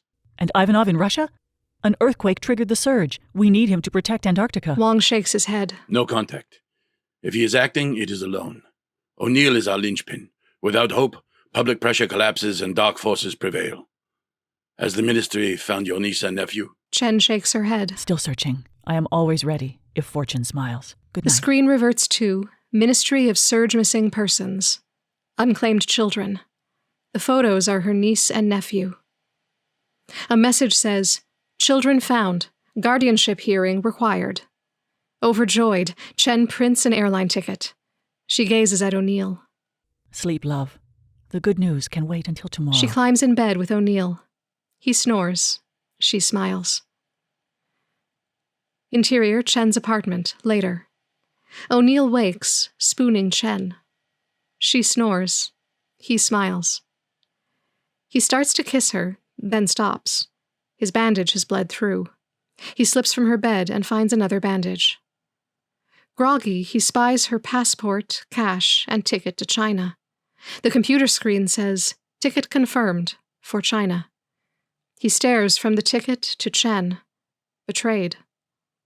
In anguish, he grabs his clothes and wobbles out. Exterior, the belt, day. O'Neill stumbles out of the smoke from burning debris. His jaw wound is prominent, his rage defining. He kicks plastic debris towards a giant refuse pile that includes a telescope, arcade video game, tower speakers, and a skateboard, like those in his man cave. His cell pings a text from Chen. I am very afraid for you. Where are you? Please contact. He scrolls a week of ignored calls in red. A ski protrudes from a refuse pile. He stares at it like he's struggling to remember its use. He swings it like a bat, stabs the air like a sword. Nearby, a snowmobile hangs off a broken trailer. It's painted, "Live free, die rich." He pounds the message with the plastic body shatters. The rearview mirror tears off. The rotting leather seat rips with deep wounds. He falls to the mud. His hands bleed. A beat-up flower delivery van rattles up as O'Neill wraps rags around his hands. Herndon, unshaven in ratty clothes, nearly falls from the vehicle. He has an artificial foot in a filthy running shoe. O'Neill gapes like he's seen a ghost. Herndon is feverish with triumph, revenge, and maybe starvation. I got you. Found your other shoe. Herndon shakes and sputters. Surge didn't kill you. Damn. Where is it? The O'Neill Sentry? Greenland? It's mine. It's yours. To find. I found you. Herndon shoves him a legal contract. Bogus. You couldn't find your dick if your sweaty hand was... Who's pulling your strings? Their offices are waterproof. You'll never find... Herndon slams his hand over his mouth. He rips out a pistol and shakes it at O'Neill. Tell them they just wasted a ton of expensive gas. Defeated, O'Neill sides against the van. Gas. Congressmen. Infrastructure judges. They own everything. Control everything. Not my Sentry. Have fun getting it to work without me. Long as you can't sell it. As long as you lose everything. The brakes fail. Herndon snatches the contract and Hobble chases it. O'Neill choke laughs as the van drags Herndon. Exterior, limousine, day. A limousine roars down a filthy Texas industrial road past the ubiquitous sign, "The Surge, high water 15 feet." The sign has a lot of bullet holes. Interior, limousine, day. Even in a $1,000 suit, Big Junior, now 60, looks like an oil rig ruffian. He plays with a diamond-encrusted lighter etched with the company logo.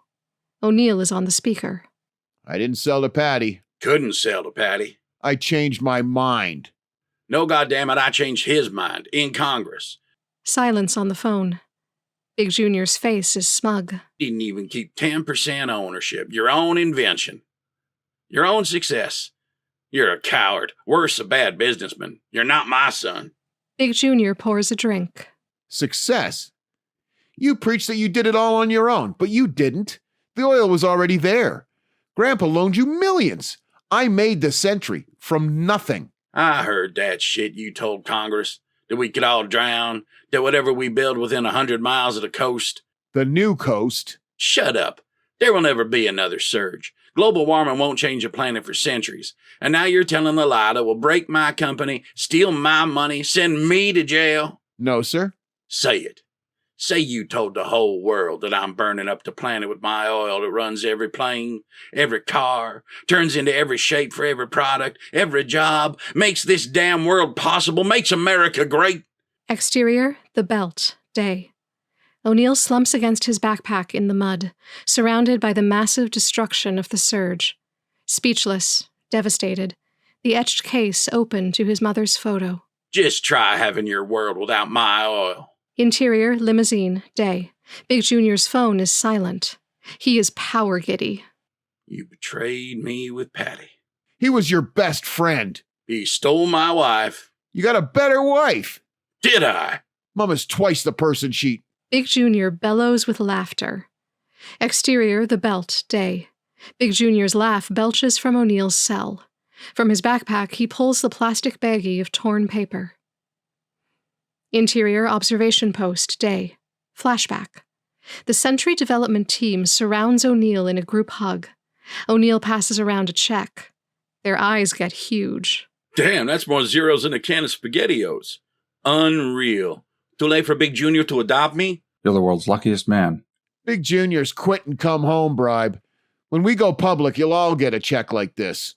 To a chorus of no's, O'Neill tears the check in pieces. The team cheers. He puts the torn check in a plastic baggie. People will kill to join us. Exterior, the belt, day. Return to present. O'Neill stares at the check shards. Defeated. Send the jet. I want to come home. Hell no, you're not my son. You can starve. Exterior, limousine, day. Boom! Hidden in a parked car, an improvised explosive device shreds the limo. Blazing, it crashes, impaling itself on a guardrail. Debris everywhere. Black smoke billows. Exterior, mountain, day. White mist hangs around the upthrust rock formation at the Sentry test site. Dead-eyed, O'Neill slumps against the rocks, bandaged hands fumbling his cell. He scrolls through skiing shots of Foster and him. Pick up, Devin, pick up. A mailbox is full and cannot receive new messages. He stops scrolling at the selfie with Chen, taken before the riot. He starts to text. Gigi, I wish... No service. He stares at his mother's photo. Mr. O'Neill, I tried to send you your mother's autopsy. Hensley fired me. I'm on the street. He snaps the etched case closed. He puts the plastic baggie and case inside his parka. He straps on his skis. Each motion is in deep pain. Broken man. As he skis around Moguls, he eyes the cliff. He jumps a small stream, tears in his eyes. He cries out, jerks a sharp turn, and aims down the hill. Wind tears at his face. Ragged breath. His clothes flap. He gets the fleeting image of black masked skiers angling at him from both sides. The snow ends. He flies away from the mountain like a ski jumper. The rocky cliff is a blur as he falls. The deadly rocks below race up towards him. He closes his eyes, as if resigned to death. Yank! Pop! His chute opens. He hangs. The nature view is spectacular. Exterior, forest, day. He lands on his butt in snowy mud, panting, teary-eyed. He rocks back and forth, lost in despair. A bag jerks over his head, black. Interior, elevator, day. Black. An elevator squeaks. My wallet's empty. Rip. Off comes the hood. O'Neill grunts. 4 captors wearing ski masks and assorted environmental t-shirts surround him. One captor holds the hood, then whips it behind his back. The captor leader, Bull, 25, wears no mask. Lucky he's a coward. You're lucky he had a shooter. You assholes would have cost us a big payday. And answered to her. They gulp. O'Neill tries to itch his nose. His hands are tied. Damn. Cut him loose. Knife on zip tie. Snap. O'Neill is free. He rubs his wrists and most of his body. Sorry. Precautions. You understand. O'Neill glares at him. Interior, captor's hideout, day. O'Neill scowls as he sits at a scarred, stained table. Lucy Hua, 45, grungy yet commanding, strides into the room. I'd apologize for the inconvenience, but that would be Bull. I'm Lucy Hua. Mr. O'Neill? Can I call you John? He runs his finger along his jaw wound and ignores her. The world is coming apart. So this is not about ransom. They assassinated your father. Orion Investments stole your company and invention, and you have no credit or capital to start over.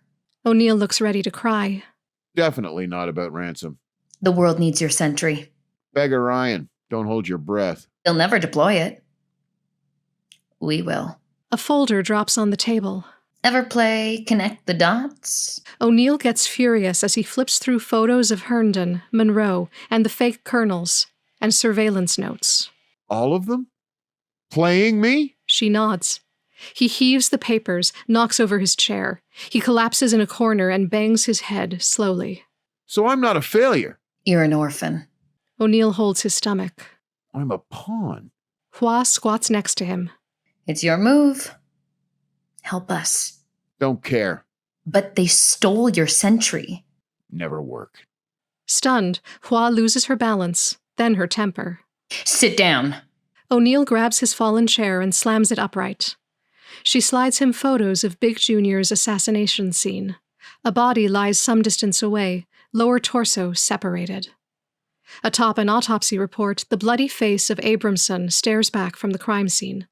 The folder says, John Doe. Fake autopsy. He's the patsy. He was on Patty's boat. Junior exec Andy something, serious drunk. O'Neill spies the coroner's name and points. Gus Henchley, he was Mum's coroner. Total quack. Hua realizes that she's lost control of the dialogue. Focus. Newspaper headlines scream, Oil Baron assassinated by green fanatics, and Oil Tycoon victim of global warming. Not us. Still don't care. She waits, then slaps down a partially redacted document. Future target list. He grudgingly reads. Halfway down, Patty O'Keefe. O'Neill leaps up as if stabbed. He paces, feverish. No. He struggles for thoughts, then struggles for words. Who did this? Hua shoves him other documents. He reads. Senator Hackett. His whole energy committee are like ghost oil execs. Hackett the most. Why kill Big June? My dad. Kill a symbol. Blame our green movement. Sow confusion. Keep selling oil. Crocodile tears for your father. O'Neill slumps, defeated, silent. Greed knows no friends. Just allies. Patty said that the oil men were eating their own. I didn't believe. Help us get your sentry back. Tell the truth about the oil men. O'Neill grits his teeth. They're all dead men. They're powerful, wealthy, dangerous, untouchable. You got me. I can get them. Help me. Get inside. Hua's face shifts gears. Eyes flash. New plan. She ponders. We have someone on the inside. A real firebrand. Ever spoken before Congress? O'Neill barely nods. Not funny now. She raps 3 times on the door. The hood and zip tie return with Bull. Apologies for the obvious. Exterior, park, day. Children run carefree. Parents spend most of their time fighting debris away. O'Neill and Bull sit on a bench. O'Neill stares dead-eyed at the ubiquitous sign. The Surge, high water 47 feet, flanked by its red, white, and blue line. Bull hands O'Neill a metal pin and shows him the briefcase. O'Neill's voice is flat, almost robotic. Insert the pin here until it clicks. Got that? It has to click. The briefcase buckle faces towards the committee. You can't get explosives. 2 liquids, dumbass. Non-explosive until mixed. The pin breaks the separation and completes the detonation circuit. The killing pellets are plastic. Undetectable. Bull looks into the distance like a signal. Hua wanders through preparations for a ragtag green protest. Bull shakes his head about O'Neill when she arrives. Then he stomps away. So you're a green terrorist? Corporations and their defenders attacked democracy and let over 1 billion people die. But they're not terrorists? O'Neill's mouth works, but nothing comes out. Congress still makes their $250,000 a year behind hate radio and TV. The 1% control over half of the nation's wealth, although a bunch of that's now underwater. Millions anguish in poverty, but Corporations are not terrorists. O'Neill barely nods. Each member of Hackett's committee invested in even more fossil fuel stock after the surge and brought up land inside the belt. So my century is just a trick to buy them more shopping time? Kill this corrupt system. The detonator? Hua pulls out a ballpoint pen. Click the pen when you leave. There's a 30-second delay. O'Neill doesn't reach for the pen. One condition. My mother's autopsy. Hua pulls back, furious. You got Henschley's autopsy for the patsy, you can get my mom's. Hua's mind races. She nods. It will be in the briefcase. Remember, I want them all dead. O'Neill runs his finger over the briefcase's buckle. When you win, tell Patty. Tell the world why I did it. They'll remember my name. Interior, temporary Senate hearing room, day. The briefcase brushes the entering crowd. It thumps a chair. It bangs the banister. It thuds atop the speaker's table. O'Neill's hand pulls out speaking notes, then the autopsy. The briefcase blocks the view of the committee. The arming pin traces the autopsy text and flips its pages. The crowd noise subsides. Then a late arrival's footsteps. Time to roll up our sleeves and do the people's business. Senator Bernard has graced us with his presence. Let's begin. The arming pin stops at the cause of death. Cause unknown. His fist clenches. The arming pin clicks into the briefcase. Welcome, committee members, honored guests, and my fellow Americans. The briefcase slides under the speaker's table. O'Neill's foot casually aims it. Danger side at the committee. While the conference committee hammers out the Surge Recovery Act, it's time to approve... Consider the O'Neill Sentry system that will monitor against another surge, as unlikely as that might be. We've had 26 once-in-500-year storms in the last decade. Take the hint. The crowd chokes. Hackett's voice drips with contempt. Committee would like to welcome back Dr. John O'Neill. O'Neill's hand fidgets with the detonator pen. Thanks to the encouragement of Senator Joshua Bernard, a real firebrand for the environment. At the word firebrand, O'Neill's eyes pop open. Bernard is laser-focused on the pen and O'Neill's thumb. They lock eyes. Hackett's stare prompts Bernard. Start talking. Bernard blinks from the detonator to the briefcase to his watch and gulps. The crowd murmurs. Senators stare. Bernard tries to speak. Nothing. He pops from his chair and bumbles his way past his startled colleagues and Hackett. O'Neill studies Bernard's retreat. A real firebrand. Insight. O'Neill slips from his chair and bars Bernard's exit. The entire room grows hush. I'll be right back. He lunges to slip around O'Neill, but is roughly blocked. What's the rush, Josh? Detonator's back there. The entire room gasps. Bernard jerks his gaze to the speaker's table. The detonator pen rests on O'Neill's testimony. Bernard panics and shoves. Get the fuck! Bernard gets by, but O'Neill grabs him and yanks backwards. Flailing, they roll together, right to the briefcase. Two marshals rush at them. Bomb! The marshals flinch and reverse themselves to protect the senators. The crowd leaps up, screaming.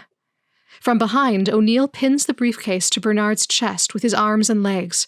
Bernard struggles, then screams. Adjourn! The crowd is amazed. Even the marshals hesitate. Little on the nose for a safe word, don't you think? Yeah, the senator was running from this bomb he helped plant. I'm guessing I don't have the only detonator. The marshals rip the two men apart and bury the briefcase under overturned tables and other furniture. Capitol security bar the exits. They handcuff Bernard and drag him away as the crowd boos. Still on his back, O'Neill quakes, but yells at Bernard. You're on the wrong side of history, asshole. Interior, courtroom, day. O'Neill rises and surveys the room. Everyone else is seated. His face is drawn. He's lost weight. He stares at his shoes. Judge Felicia Gomez, 50, clears her throat. Above her is the ubiquitous surge sign at 137 feet. During this trial, the defendant has steadfastly refused to mount any defense. Sir, your last words?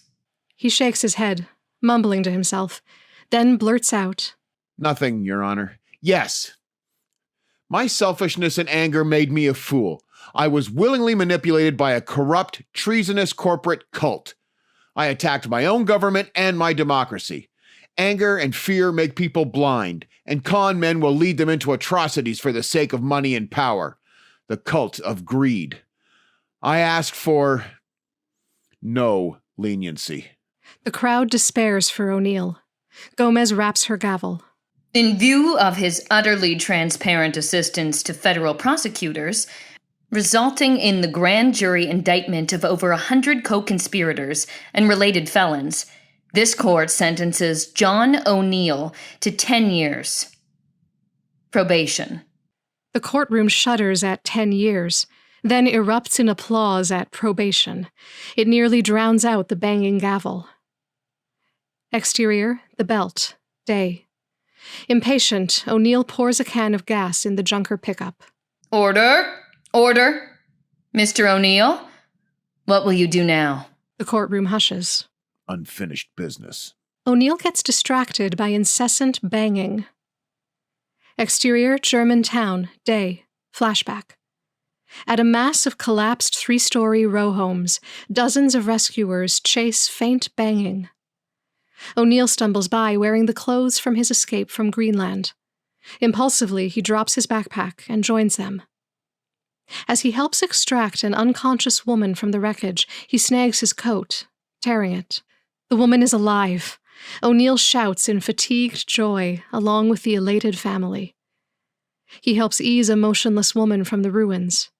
They rest her bloody head on O'Neill's backpack. She's dead. Her sad husband wails. The motherless child bawls.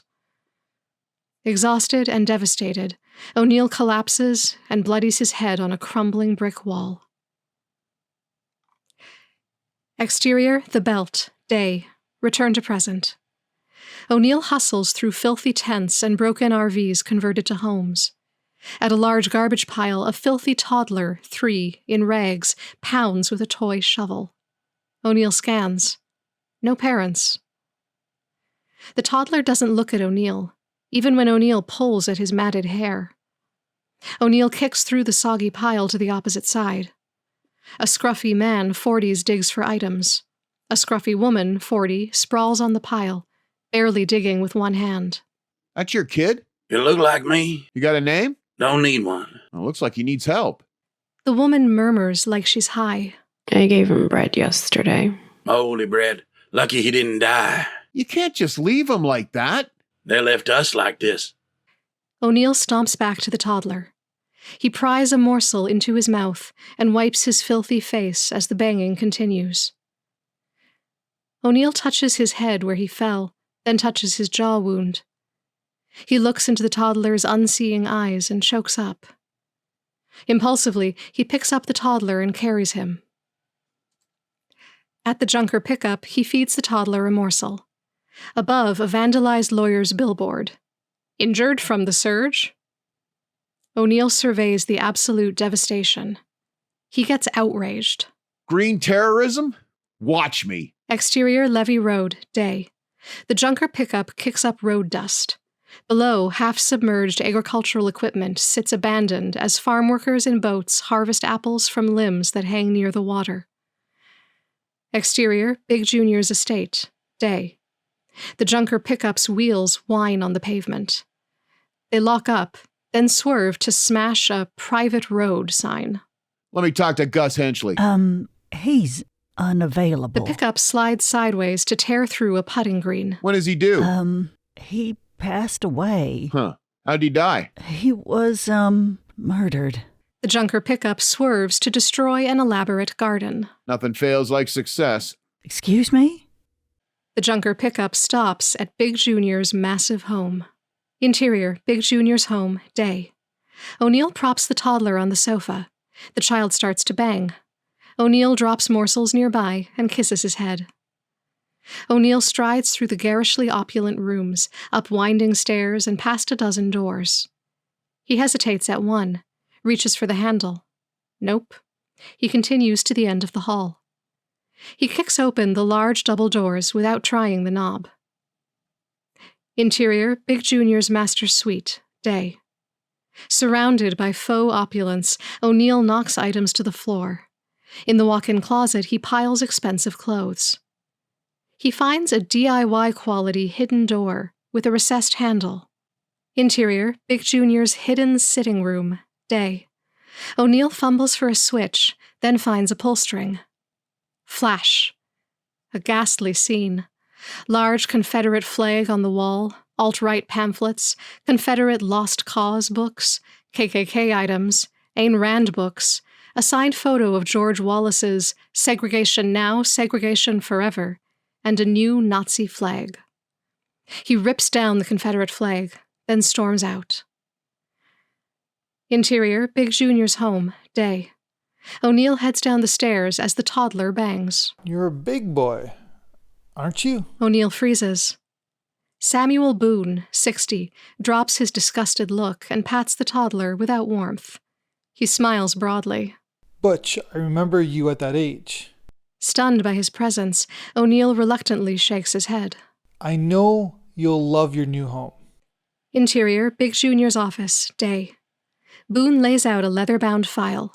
The toddler's banging is faint but present. O'Neill reads. Disbelief. Big Junior thought he was immortal? He knew his own mind. I get all of it? No will? Yours for a signature? Boone offers a pen. O'Neill skims the document. Boone dips O'Neill's thumb in ink and presses it on the notary page. O'Neill scans Big Junior's paneled walls covered with accolades and photos of politicians and corporate leaders. He signs and takes his copy. You are now officially the richest man in Texas. Dreams do come true. O'Neill teeters to a large portrait of Big Junior. As Boone fawns, Big Junior's smug, squinty eyes consume him. Someday your portrait will be hanging right next to his. This company's going to do great things with you on top. Bigger profits, bigger company. Big Junior will be so proud. We all will. You think I will call you BB? Big Butch? O'Neill glances up towards Big Junior's hidden room. Revulsion. Time stretches out. Boone looks concerned. O'Neill Industries has been jammed up, like a holding pattern, since Big Junior passed. Big decisions are headed your way. O'Neill gets a tight smile. He takes Boone's original and scrawls across the top. All employees will get an extra 3 months' pay. Boone beams. O'Neill signs with a flourish. Severance. Excellent. What? The banging stops. O'Neill stares out at the magnificent view. Back to Boone. Get out. Exterior, Big Junior's home, day. Boone's limo roars away as O'Neill strokes his face wound. The toddler's banging drifts from inside. Interior, exterior, Big Junior's master suite, deck, day. O'Neill tosses Big Junior's expensive clothes from the massive deck, burying the opulent stone fire pit below. He empties the chest of drawers into the bedclothes, then heaves them over the railing, cursing and sweating. Interior, Big Junior's hidden sitting room, day. O'Neill dumps Big Junior's keepsakes on the Confederate flag. Exterior, Big Junior's deck, day. He grunts the flag bundle over the rail. It splatters below. He soaks the Nazi flag in cologne, winces at the odor, lights it with a diamond-covered lighter, and tosses it on the pile. You're fired. Exterior, Big Junior's home, fire pit, night. The toddler sits quietly in O'Neill's lap. The bonfire sends sparks into the black. He beat me. A lot. That smug face. He broke me. I begged to come home.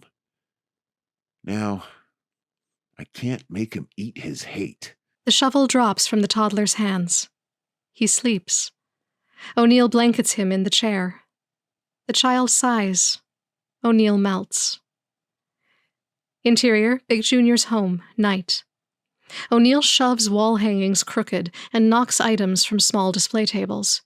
He opens the room he'd skipped earlier. Interior, O'Neill's bedroom, night. The room is a shrine. Child's baseball bat, colored drawings, high school science awards, college varsity ski team. The folder, buried under a baseball glove, holds juvenile arrest reports for vandalism, petty theft, DUI, and drugs. Nothing fails like success. Dad, welcome to your epic fail. Interior, Big Jr.'s hidden sitting room, night. O'Neill piles hard drives and files into a milk crate. The worn folders have labels for right-wing PACs, corporate allies, racists, and global warming hoaxes. Exterior, Big Jr.'s home, fire pit, night. O'Neill starts to dump the milk crate into the glowing embers, but freezes as the toddler bangs with his shovel. Epiphany. I like your style, but a blind attack won't stop their harm. I can only burn them at the margin. The FBI can burn them at the core. Interior, Big Jr.'s office, night. O'Neill organizes documents across the conference table, centered on his personal file. A laptop sprouts thumb drives. Oh, you're a scientist. Make the data confess. Interior, Big Jr.'s office, night. Later. On the computer, O'Neill's eyes search, compare, organize. Orion is everywhere, just like Herndon said. He enlarges a surveillance photo. O'Keefe smiles with his arms around Senator Bernard and an attractive Asian woman. Her clothes were ratty, her hair was shorter, but the face is the same. The well-dressed lady is Hua, the terrorist. O'Neill leaps from his chair. Son of a... Hua!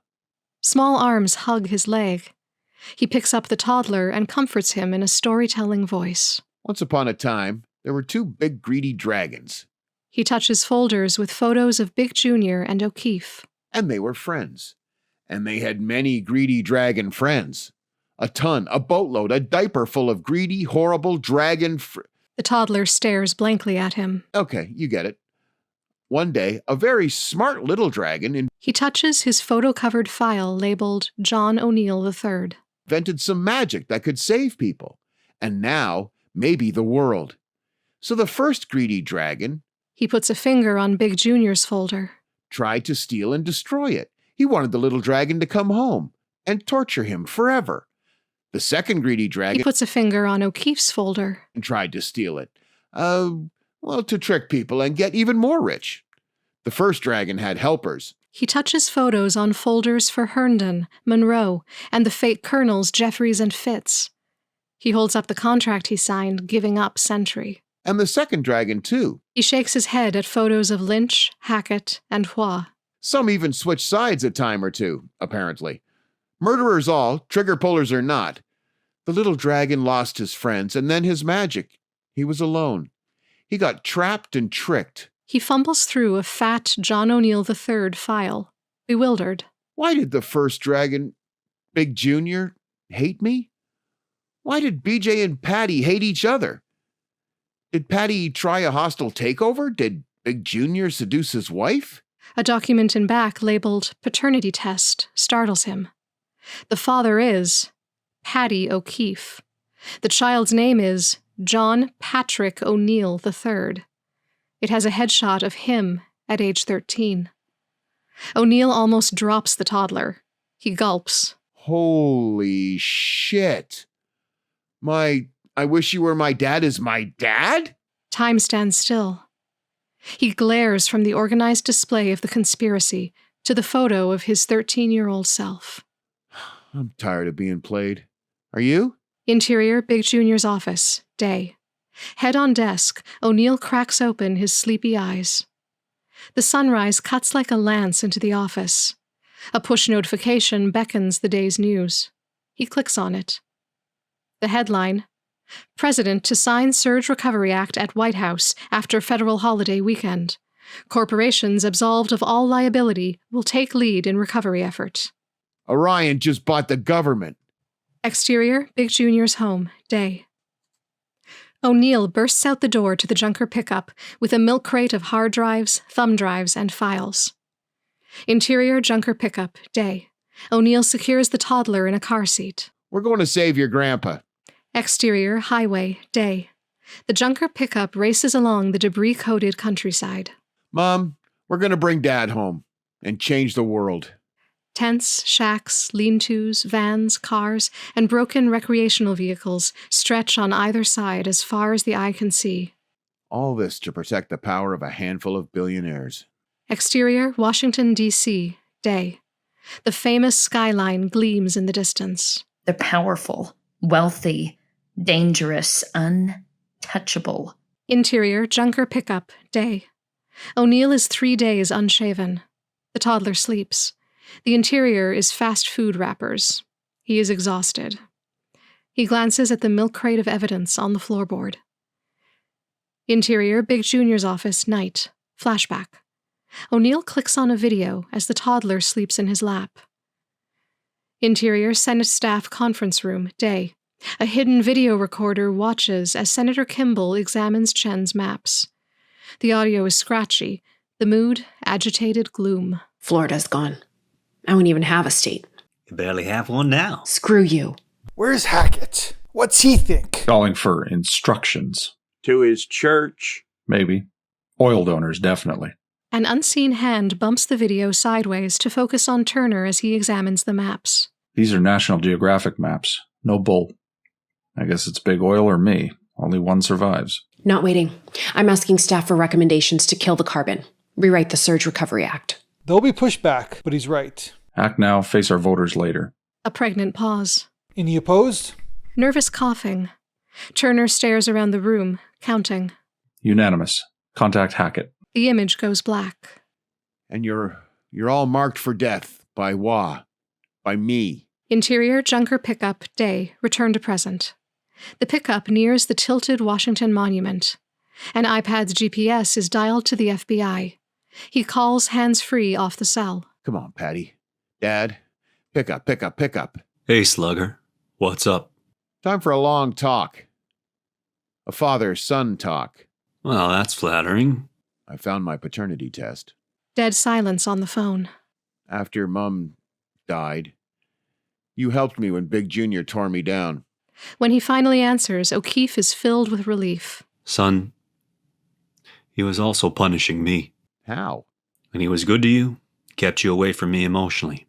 And when he was mean to you, I couldn't protect you. Excruciating. Well, he's dead.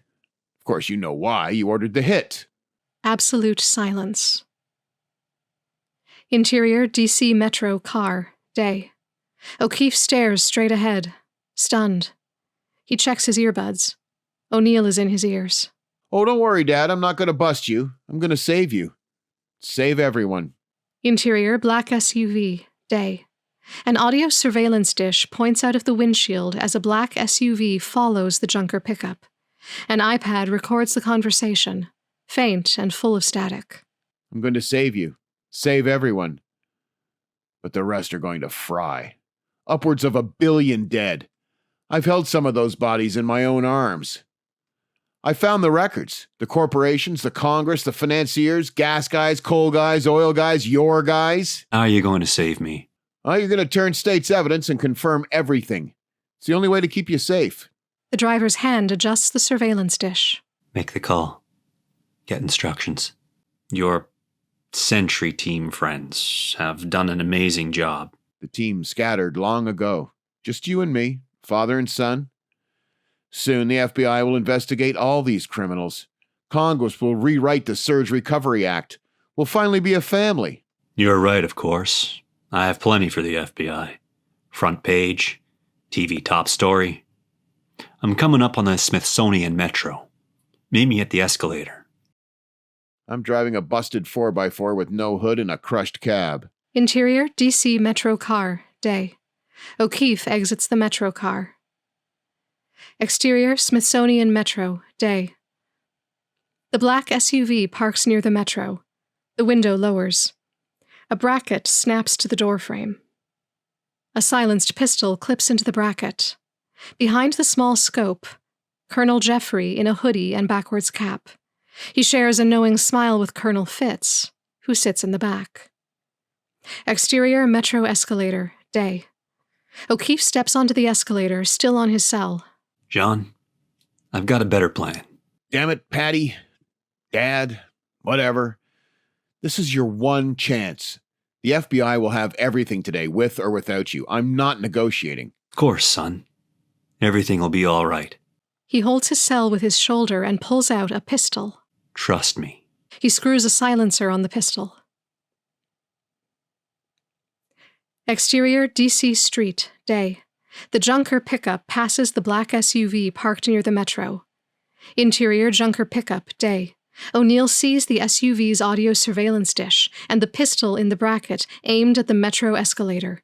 He floors the accelerator, bangs over the curb, and aims for the escalator. Dad, I'm coming for you. Exterior metro escalator, day. O'Keefe rises into view. He sees the Junker pickup racing on the grass at him and immediately aims his pistol. Interior Junker pickup, day. O'Neill's panicked face leaps to fear and confusion. Exterior metro escalator, day. 2 shots hit O'Keefe. He falls backwards, disappearing down the escalator. The Junker pickup skids to a stop between the assassin's SUV and the escalator, blocking the SUV's view. O'Neill leaps out and runs to the escalator. Dad! The escalator disgorges O'Keefe's bloody body. Misty-eyed, O'Neill touches O'Keefe's face as the rising steps bump the pistol against his head. Oh, Dad. You never even looked at the SUV. Trembling, O'Neill reaches towards the pistol. Exterior DC Street, day. Screech! The escaping assassin's SUV stops and reverses. Exterior metro escalator, day. O'Neill whirls at the screech. Women scream at the dead body. He jerks his hand from the pistol and jumps in the pickup. The Junker pickup roars away as the crowd points and shouts. Exterior DC Street, day. The Junker pickup skids onto the street. I don't believe this. I got 2 evil dads? The assassin's SUV squeals around a corner 3 blocks behind. The Capitol looms in front of both vehicles. Exterior Russell Senate Office Building, day. Barricades whine to retract. 3 black SUVs exit. Exterior DC Street, day. The Junker pickup bounces onto the sidewalk, then back onto the street, then dodges cars. Clearly, O'Neill has no high-speed chase training. It spends most of its time skidding. Ahead, a black SUV blocks it. The Junker pickup cuts ahead of a disorganized crowd of protesters onto Pennsylvania Avenue. The milling people inadvertently block the SUV. The assassin's SUV and the Capitol are now behind the pickup. It's a roaring bullet aimed directly at the White House. The presidential bill signing. You ever been to the White House? A massive protest march storms toward the White House gate, waving anti-bill signs. They're almost in O'Neill's way. Interior Junker pickup, day. O'Neill eased off the gas. The SUV is only a block behind. He growls and punches the gas. The White House gate looms. Go, go, go! He glances down at the milk crate of evidence. Committed. O'Neill's head snaps around to see a countermarch converging on the White House gate from the opposite direction, waving pro-bill signs. Squeeze play. Come on!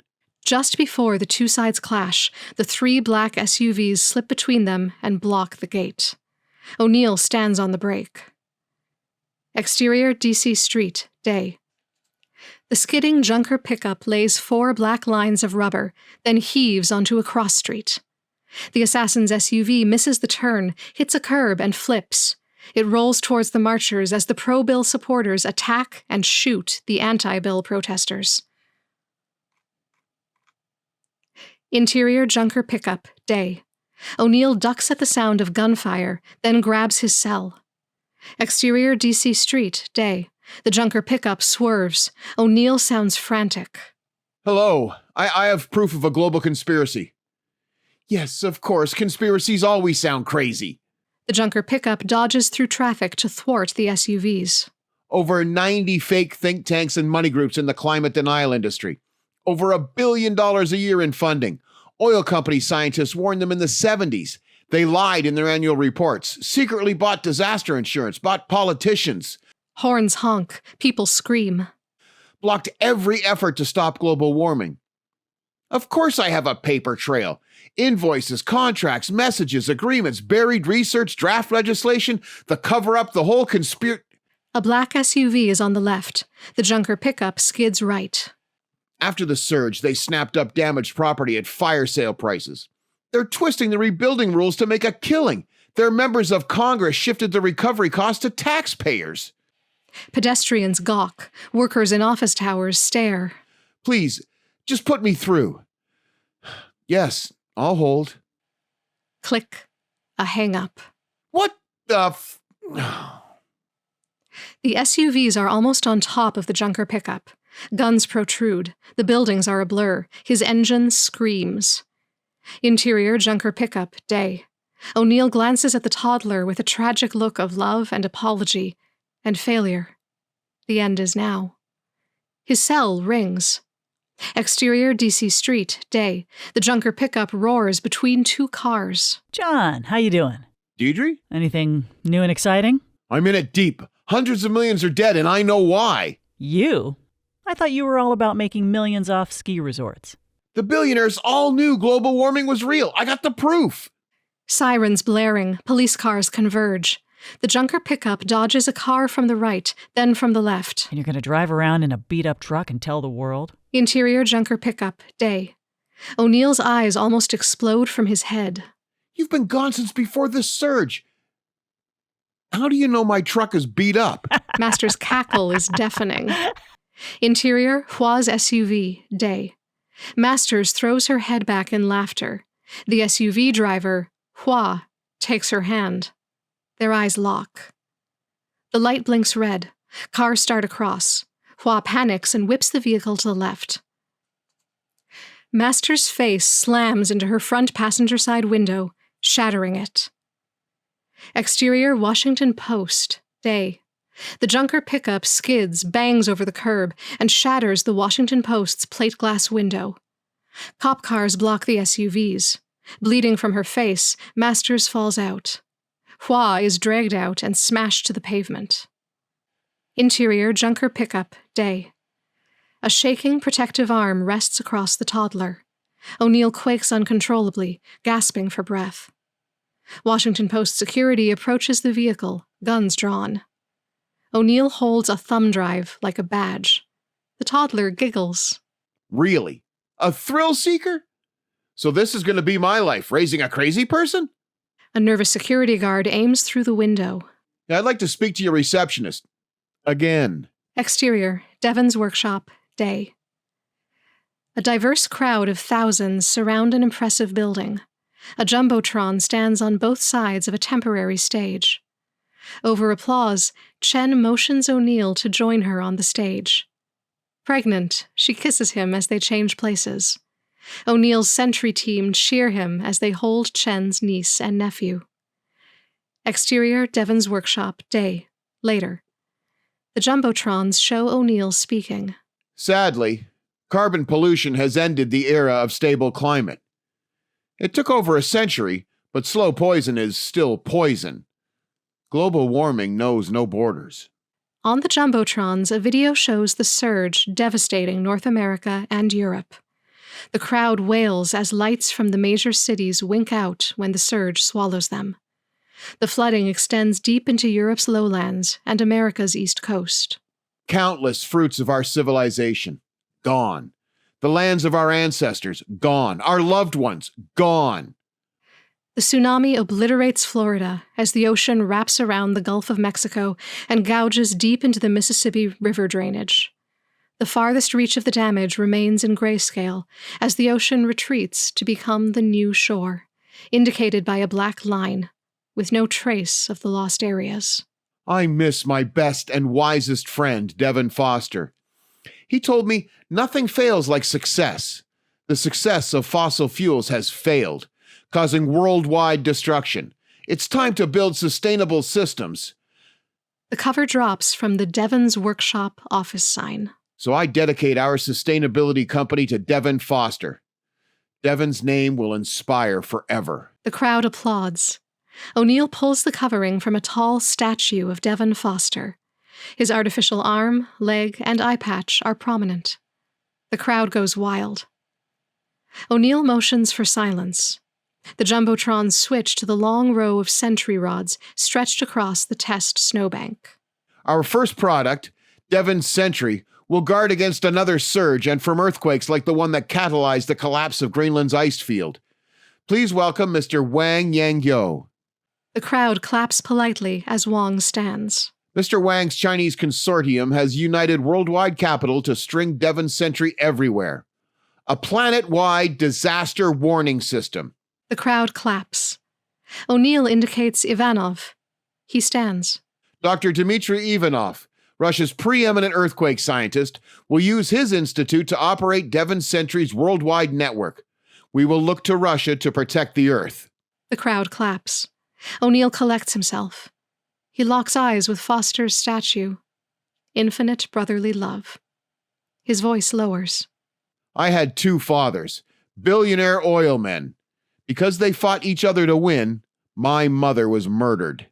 The crowd cries out. In turn, my fathers were murdered. The crowd moans. O'Neill motions for calm.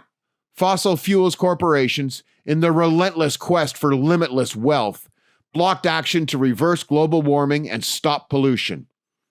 They nearly destroyed our democracy trying to dictate its outcomes, directly causing the surge and killing over 1 billion innocent children and adults. All that death and destruction just to protect and expand the wealth of a handful of billionaires. 1,000 men now face life in prison for their crimes against we the people and against all of humanity. Exterior, Beijing, day. O'Neill speaks from jumbotrons to a vast crowd. My two fathers owned massive oil extraction rights. I will not use them. That carbon will remain trapped in the ground where natural processes entombed it. Exterior, Moscow, day. Jumbotrons in Red Square show O'Neill speaking. Their $400 billion and all profits from Devon's Sentry will fund projects that apply the principles of sustainability to the world's recovery. Substituting less polluting materials and processes, transitioning to non-polluting technologies, and eliminating waste-using closed-loop systems. Exterior, Paris, day. Jumbotrons below the Eiffel Tower show O'Neill speaking. Powered by science, Devon's workshop will use the compassion baked into our DNA to drive relentless change, based on the most basic definition of sustainability: use without decay. Exterior, Devon's workshop, day. O'Neill's image is replaced by a post-surge world map. I lost my mother because of greed. 2 men fighting to possess her. Our earthly mother suffers because of greed. Men fighting over her bounty. Their final success will be the world's ultimate failure. A video slowly morphs through the loss of the Antarctica ice field. All 7 continents are deeply gouged by the tsunami, 4 times the area of Greenland's surge. The damaged areas remain in grayscale as the waters retreat. The next new shore appears as a black line. The total loss of landmass is 4 times that of Greenland's surge. The lost areas are simply gone. The crowd cries out. O'Neill reappears on the jumbotrons. Sadly, there is no technology fix for greed. As the son of billionaires, I should know. Exterior, planet Earth, day. The Earth slowly rotates, showing the full extent of the loss of all planetary ice. Then the land begins to reappear, as first the Antarctica ice field reforms, then Greenland's ice field reforms. But now we have become our own surge, a worldwide movement for a just society and restored planet. The final image is the world fully restored. Because there is no power for change greater than a community discovering what it really cares about. Please, join us while there's still time. Vote, demand, act. Fade out. The end.